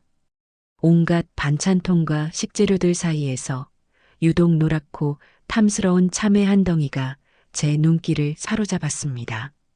아, 저거라도 한 조각 먹으면 살 것 같다. 남편이 살아생전 여름이면 입에 달고 살던 과일이기도 했습니다. 저는 조심스럽게 참외를 꺼내 들었습니다. 그 묵직한 무게감이 제게는 작은 위안처럼 느껴졌습니다. 싱크대 앞에 서서 과도를 들고 얇게 껍질을 벗겨내자 달콤하고 싱그러운 향기가 코끝을 간지렸습니다. 반으로 가르니 하얀 속살과 촘촘히 박힌 씨앗이 드러났고 보기만 해도 군침이 돌았습니다. 먹기 좋은 크기로 6조각을 썰어 작은 접시에 담았습니다. 그리고 가장 실해 보이는 조각 하나를 집어 제 입으로 가져갔습니다. 바삭, 경쾌한 소리와 함께 시원하고 달콤한 과즙이 입안 가득 터져 나왔습니다. 천국이 따로 없었습니다. 온종일 쌓였던 피로와 짜증이 그 순간만큼은 눈 녹듯 사라지는 듯 했습니다. 바로 그때였습니다. 어머니, 지금 뭐 하시는 거예요? 날카롭고 신경질적인 며느리의 목소리가 등 뒤에서 폭탄처럼 터졌습니다. 저는 너무 놀라 어깨를 움찔하며 들고 있던 참외 조각을 놓칠 뻔했습니다. 양손에는 백화점 로고가 선명한 쇼핑백들이 5개나 주렁주렁 매달려 있었고 잔뜩 찌푸린 며느리의 얼굴은 피곤함보다는 불쾌감으로 가득 차 보였습니다. 어머니, 제가 뭘 잘못 봤나 해서요. 지금 저희 집 냉장고에서 뭘 그렇게 함부로 꺼내 드시고 계신 거예요? 여기 어머니 살림 아니잖아요. 경우가 없으셔도 유분수지. 며느리는 쇼핑백들을 바닥에 아무렇게나 내려놓으며 제 앞으로 성큼성큼 다가왔습니다. 그 목소리에는 숨길 수 없는 경멸과 짜증이 노골적으로 배어 있었습니다. 저는 순간 할 말을 잃었습니다. 하루 종일 아이에게 시달리고 이제 겨우 목이나 축이려고 참외 한 조각 입에 넣은 것이 이토록 큰 잘못이란 말인가. 남의 집 냉장고라니요. 기가 막혀서 말이 나오지 않았습니다. 아니 그게 아니라 목이 너무 말라서 민준이 보느라 정신이 하나도 없었거든. 제가 겨우 더듬거리며 변명처럼 말을 내뱉자 며느리는 코웃음을 치며 한쪽 입꼬리를 비틀어 올렸습니다. 목이 마르시면 말씀을 하시든가 정수기 물 드시면 되잖아요. 누가 보면 저희가 어머니 물 한 잔도 안 드리는 줄 알겠어요. 그리고 그 참외요?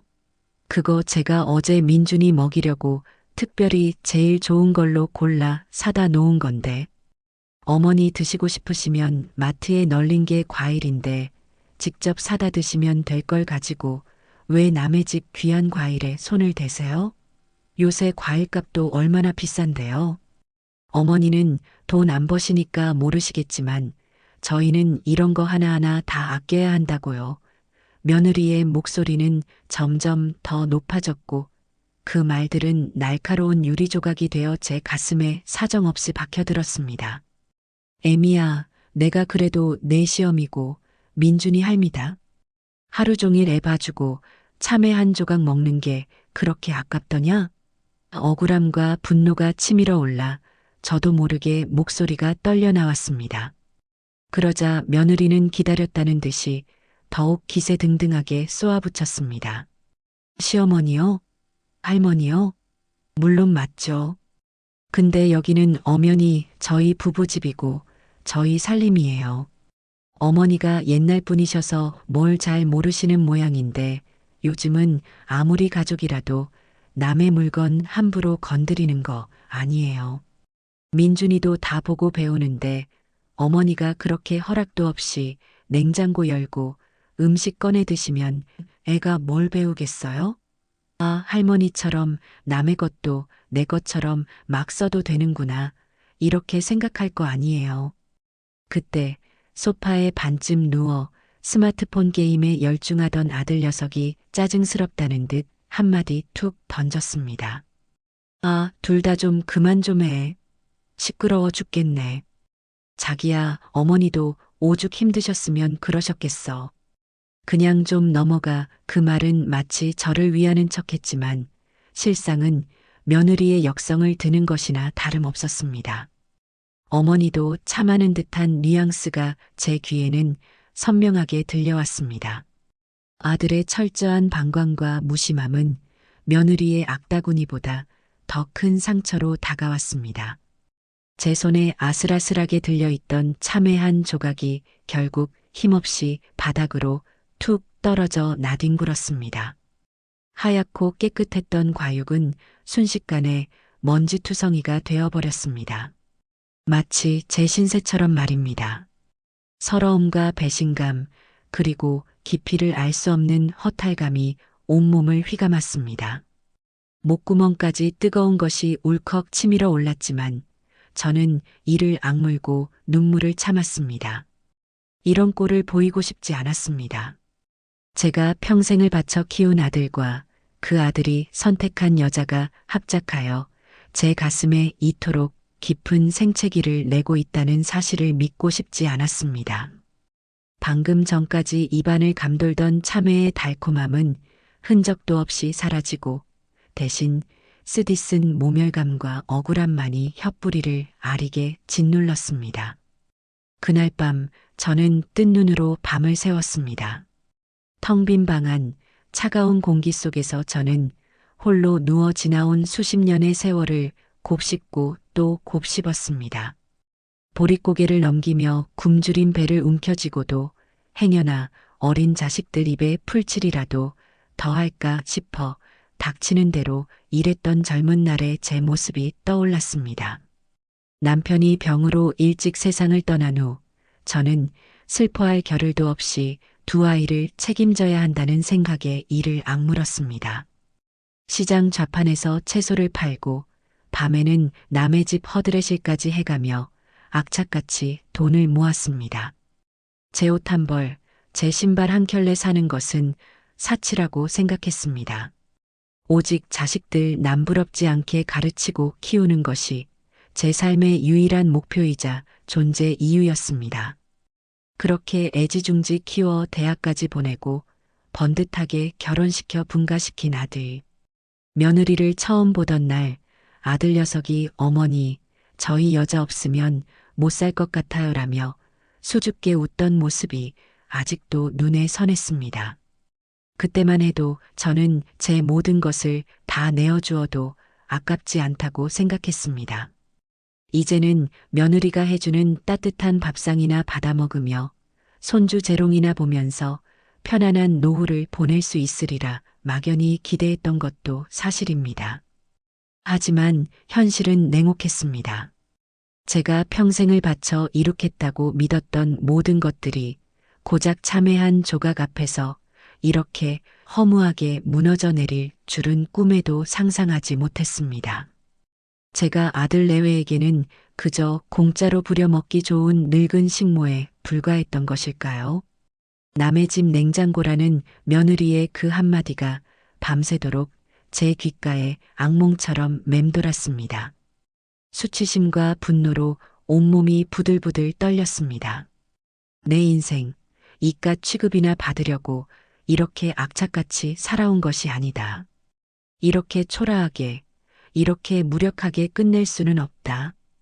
어둠 속에서 저는 저도 모르게 두 주먹을 피가 나도록 꽉 쥐었습니다. 희미하게 동이 터오는 창밖의 여명을 바라보며 제 안에서 오랫동안 잠자고 있던 무언가가 꿈틀거리기 시작하는 것을 느꼈습니다.